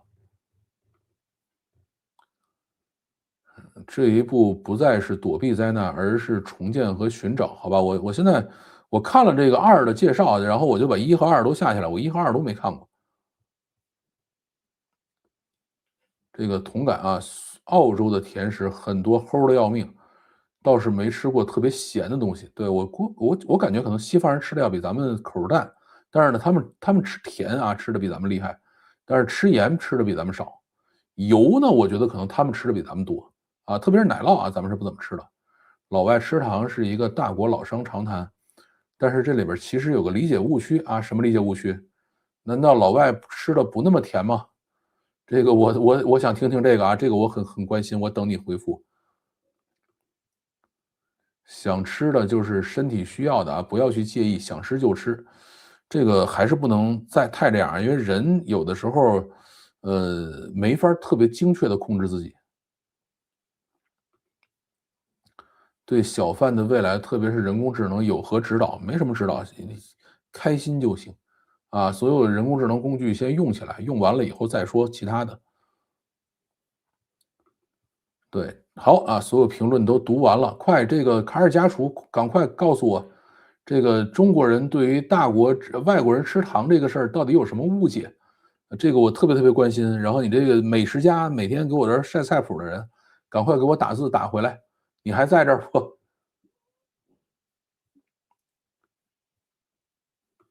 少吃一些点心也不是问题啊，这是真的啊，就是实在想吃了少吃一点也是可以的。所以呢，对于我来说，就是稍微贵一点的东西没有什么特别大的问题，对吧？你说我吃一块儿啊，这个比如说奶酪蛋糕吃一块儿啊，一个月或者一个礼拜吃一次，一个礼拜多点儿啊，就是一个月吧，比如我吃一次啊，你收我个这个30-40块或者40-50块，我觉得都不算过分啊，反正也不是天天吃嘛。这段时间买了 M4 Max 的 Mac Studio 64加 1T，日本和香港都是2万人民币，在墨尔本和中国大陆是2万3多点啊，贵3000多人民币。你在中国大陆你要领国补，领完国补以后就便宜了，可能也差不太多的价格。如果你再能以旧换新一下啊，就是各种的补贴领全了，其实差不太多。老外吃的点心是配合咖啡吃的啊，我这几天学成了咖啡师啊。但是你的咖啡指的是欧洲那种特别小杯的那个叫 espresso，还是像美式啊或者拿铁？拿铁其实不苦，对吧？但是他们，我觉得没有咖啡的时候吃的东西也很甜，特别像那个蜜雪冰城，不是跑到美国去放200%的糖嘛？然后这事儿在中国传为笑谈啊，说这个美国人觉得不甜，然后给人放200%的糖，在菜单里直接可以选啊。这个你不能说蜜雪冰城配着咖啡喝吧？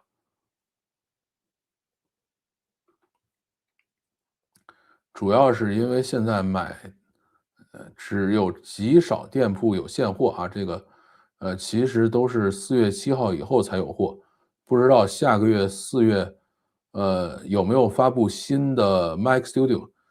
不是3月4号开发布会吗？就是苹果是3月4号发布会，但是我今年肯定是已经没有钱再换苹果了。连我姐姐不连我姐姐不开心中国什么事儿的人啊，不关心中国什么事儿的人都知道，实施小妈祖事件太乱来了啊！不知道这个事儿是什么，没听说。单纯吃肯定觉得过甜，我觉得他们也不是所有点心都配吃咖啡喝吧？我觉得他们确实喝咖啡，但是你特别是那个特小杯那咖啡啊，那个确实很苦啊，那个非常苦，但是他们经常也是空口吃这个东西。而且你看那个，就是有时候现在在那个视频上有这个什么美国家庭主妇准备的甜食，那真很恐怖啊，对吧？一大袋冰激凌，一大袋黄油，各种奶酪，然后再加上什么巧克力、什么棉花糖，然后和了，给你烤一大锅出来，那个你配多少咖啡能把它吃进去啊？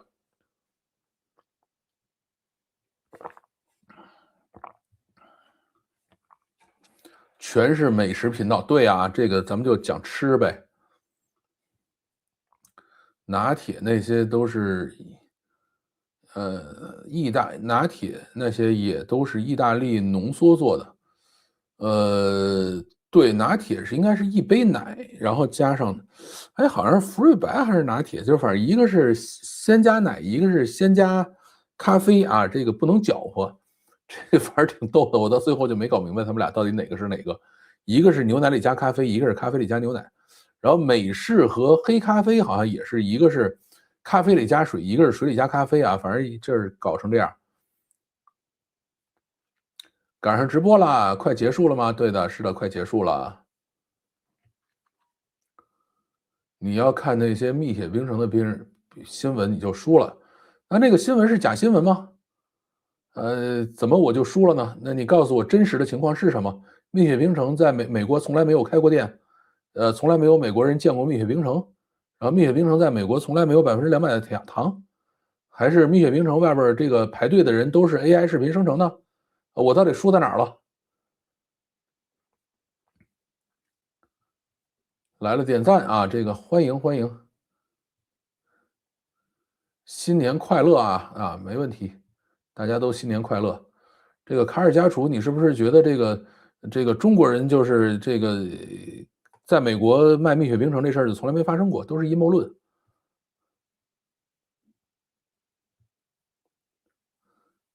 墨尔本这边咖啡是5、6澳元，国内过来喜茶、上茶在国内还不怎么见，蜜雪冰城这些都是7、8澳元起价，这不赚死了。这个你像蜜雪冰城在国内的话，一个冰激凌啊，挺大个的那个蛋筒冰激凌2块人民币啊，然后那个奶茶很少有超过10块的啊，各种的茶都是10块以内，超过10块的都不多。跑到那儿卖7、8澳币，这不是疯了吗？拿铁在意大利语是牛奶加咖啡加奶的意思。这个拿铁不应该是西班牙语吗？拉提吗？我怎么一直以为这是个西班牙语？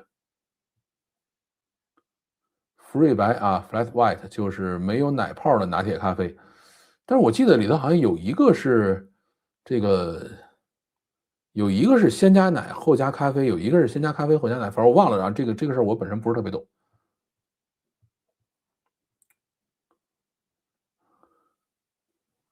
我就知道老范会干啥呀？喝咖啡比喝茶更健康啊！我问每个 APP 答案都不一样，这我还真不知道。喝咖啡跟喝茶到底哪个健康？这个有这个什么吗？我们小村子，这些都喝不上，叫外卖啊，叫个外卖给你送去，可能过1个礼拜就到了呢。感觉进口巧克力比国产巧克力甜好多。没有啊，你要选甜度啊，你要选这个纯黑巧或者95%黑巧，肯定没有那么甜嘛。老范说从来没发生过就像中医说你肯定一点效力都没有，这个说的哪段没看懂？蜜雪冰城没在美国开店，在月球开的啊，是这样的。这个所以我说这个信这个我就输了，我到底怎么个输法？拉 T 不是这么拼的吧？拉 T 不是这么拼的吧？对，这个啊是意大利的奶啊，西班牙也是哦，那好吧，那是意大利语，那看来我又长知识了啊，拉 T。Latte 就是奶的意思。对，我记得我第一次在美国点咖啡，然后看着这个东西，我说我叫 Let，说这玩意儿叫啥？后来发现这个东西原来就是拿铁拉提。你去意大利点咖啡啊，点拿铁就会给你一杯奶哦，这样的，好吧，长知识了，长知识了。我这儿一杯估计外卖$600多一杯，最近需要坐飞机去纽约喝了，好吧？啊，这个有点遥远啊。但是我估计这个你如果在你们那儿小县城啊开一家这个玩意儿，应该也活不起来，活不下去啊，这个消费力不够这个玩意儿。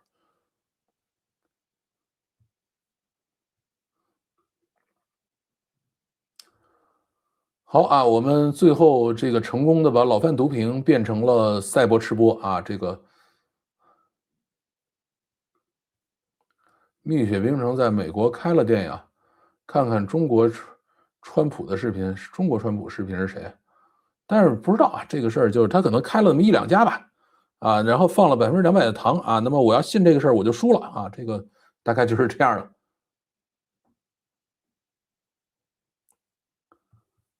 拉铁读法啊，拼肯定不是这么拼的啊，拉铁对，英国喝茶也配甜点？嗯，哦，对，英国好像也是这样的。但是我印象里，像你比如我们在酒店里点拿铁，一般会给你配一片曲奇，啊，有的时候会配那种叫红糖饼干的东西。没消费力啊，这个那就是另外一回事了。在蜜雪冰城，买过一个甜筒啊，好像是2.5澳元，不算太贵，太贵了。你在中国2块人民币，而且它中国是这样，甜筒是不上菜单的，对吧？你只有到现场去点，因为那个东西没法配送，不是消费力不够，是本地人不认。这个，哎，其实怎么说呢？你可以开一家试试，这个成本应该也不是很高。反正至少自己就有的喝了嘛。我只说那些蜜雪冰城的新闻过于夸张，结果就被妖猫画到月亮了。这是典型的稻草人啊！那夸张哪儿夸张了呢？哪部分夸张了？你说说，是放了200%的糖夸张了呢，还是在美国开店夸张了呢？还是美国人跑去蜜雪冰城喝奶茶夸张了呢？哪部分夸张了？对吧？这个您得说说啊，对吧？这因为我没搞明白这事儿，我自己也没去过美国，对吧？啊，就是至少蜜雪冰城开了以后没去过吧？我没见过蜜雪冰城在美国的店到底什么样，是不是真的有人去喝这东西？是不是真的有200%的糖这事儿我不知道啊，对吧？你说我信这就输了，那到底哪部分夸张了？你告诉我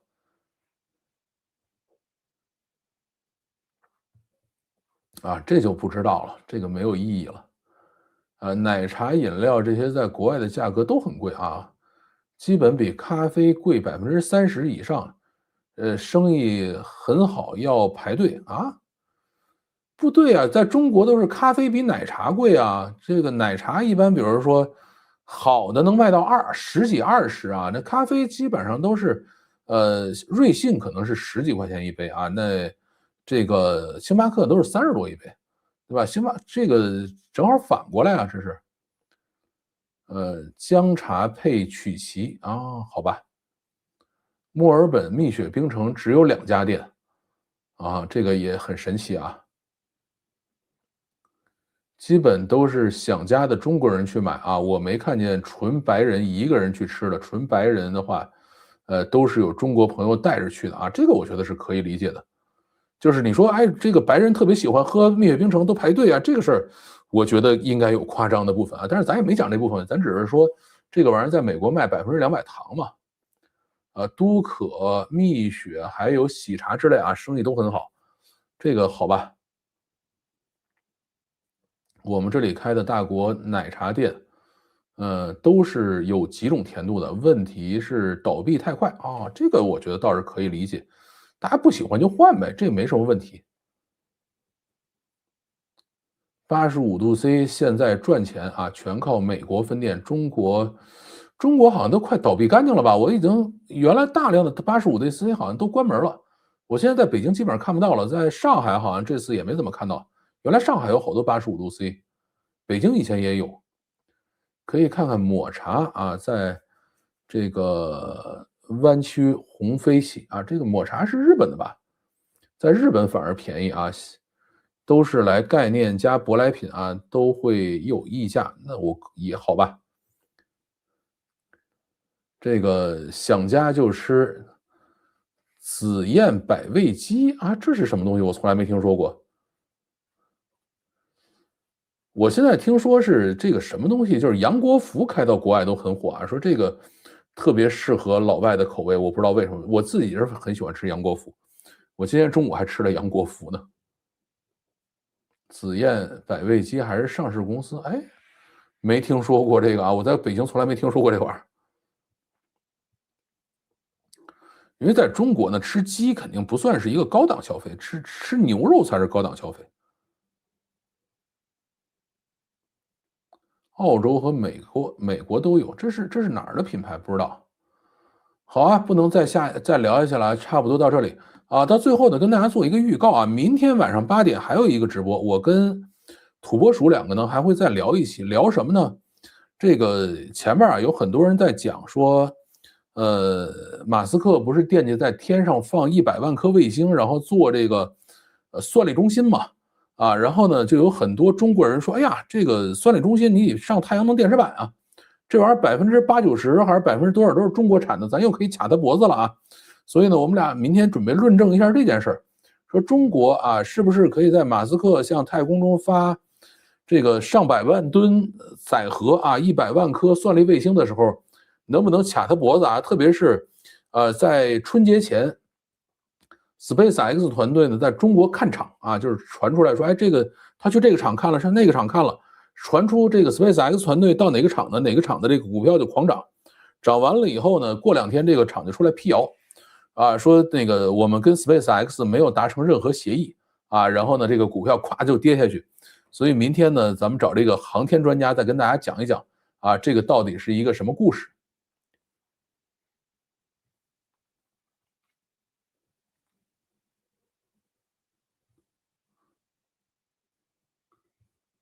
我亲戚在新加坡啊，杨国福都蛮贵的啊。杨国福，反正我个人爱吃吧，这只能这么说。大家不喜欢就换啊。问题是自媒体说美国人都喜欢过中国式生活，一天啊，这我不知道，这个我也没说，对吧？这种东西我要信了，我就真输了。咱们讲的就是200%糖这个事儿啊，你说的是我信这个就输了，对吧？这个咱们得掰扯清楚到底哪儿不对。你不能给我去安别的东西。哎，我们居然有一位会员没有小扳手啊，赶快发。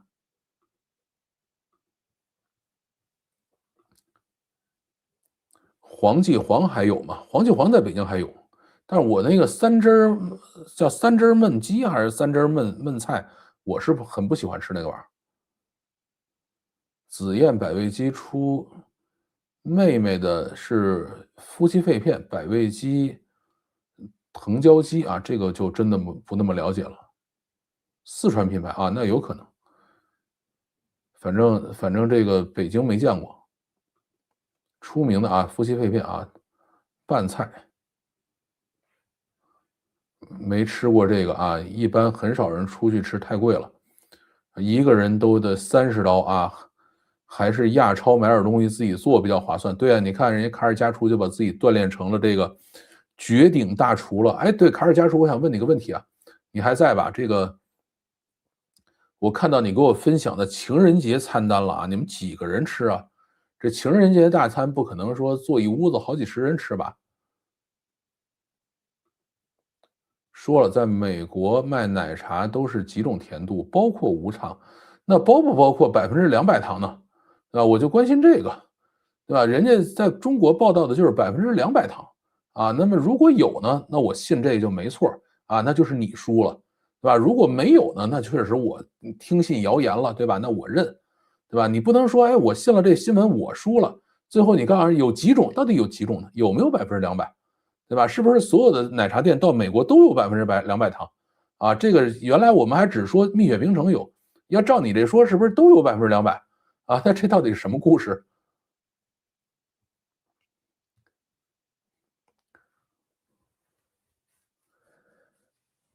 好啊，这个卡尔加厨是不是给我一个答案，说你这个你的情人节大餐到底是几个人吃的那么多道菜？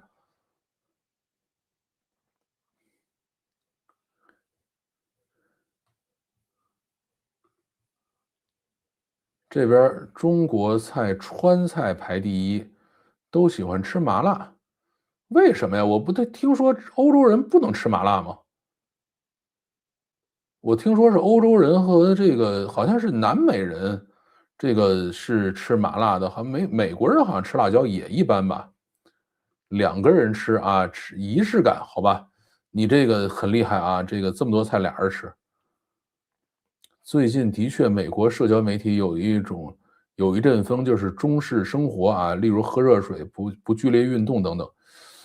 这个事儿呢，我觉得应该这么去讲啊，就是说，有一位在美国的华人博主呢，提了这样的一个倡议，这个事儿呢本身是存在的啊。然后第二个呢，确实有一些美国人啊，尝试去响应这个倡议，喝热水、泡枸杞，然后这个不剧烈运动啊，干这件事儿。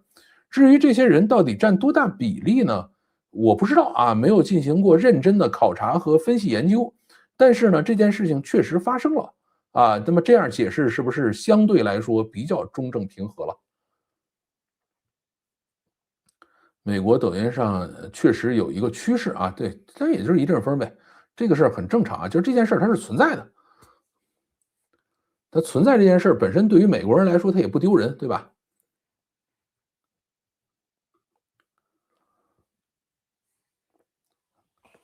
好啊，那我们今天差不多到这里，感谢大家收听，欢迎明天啊，我们继续来去聊这个马斯克向太空中发射100万颗算力卫星，中国人是不是可以卡他脖子这个事儿？明天上午吧，我会去这个把这个叫什么呢？会去把这个预告发出来啊，明天晚上8点，北京时间啊，不见不散，再见。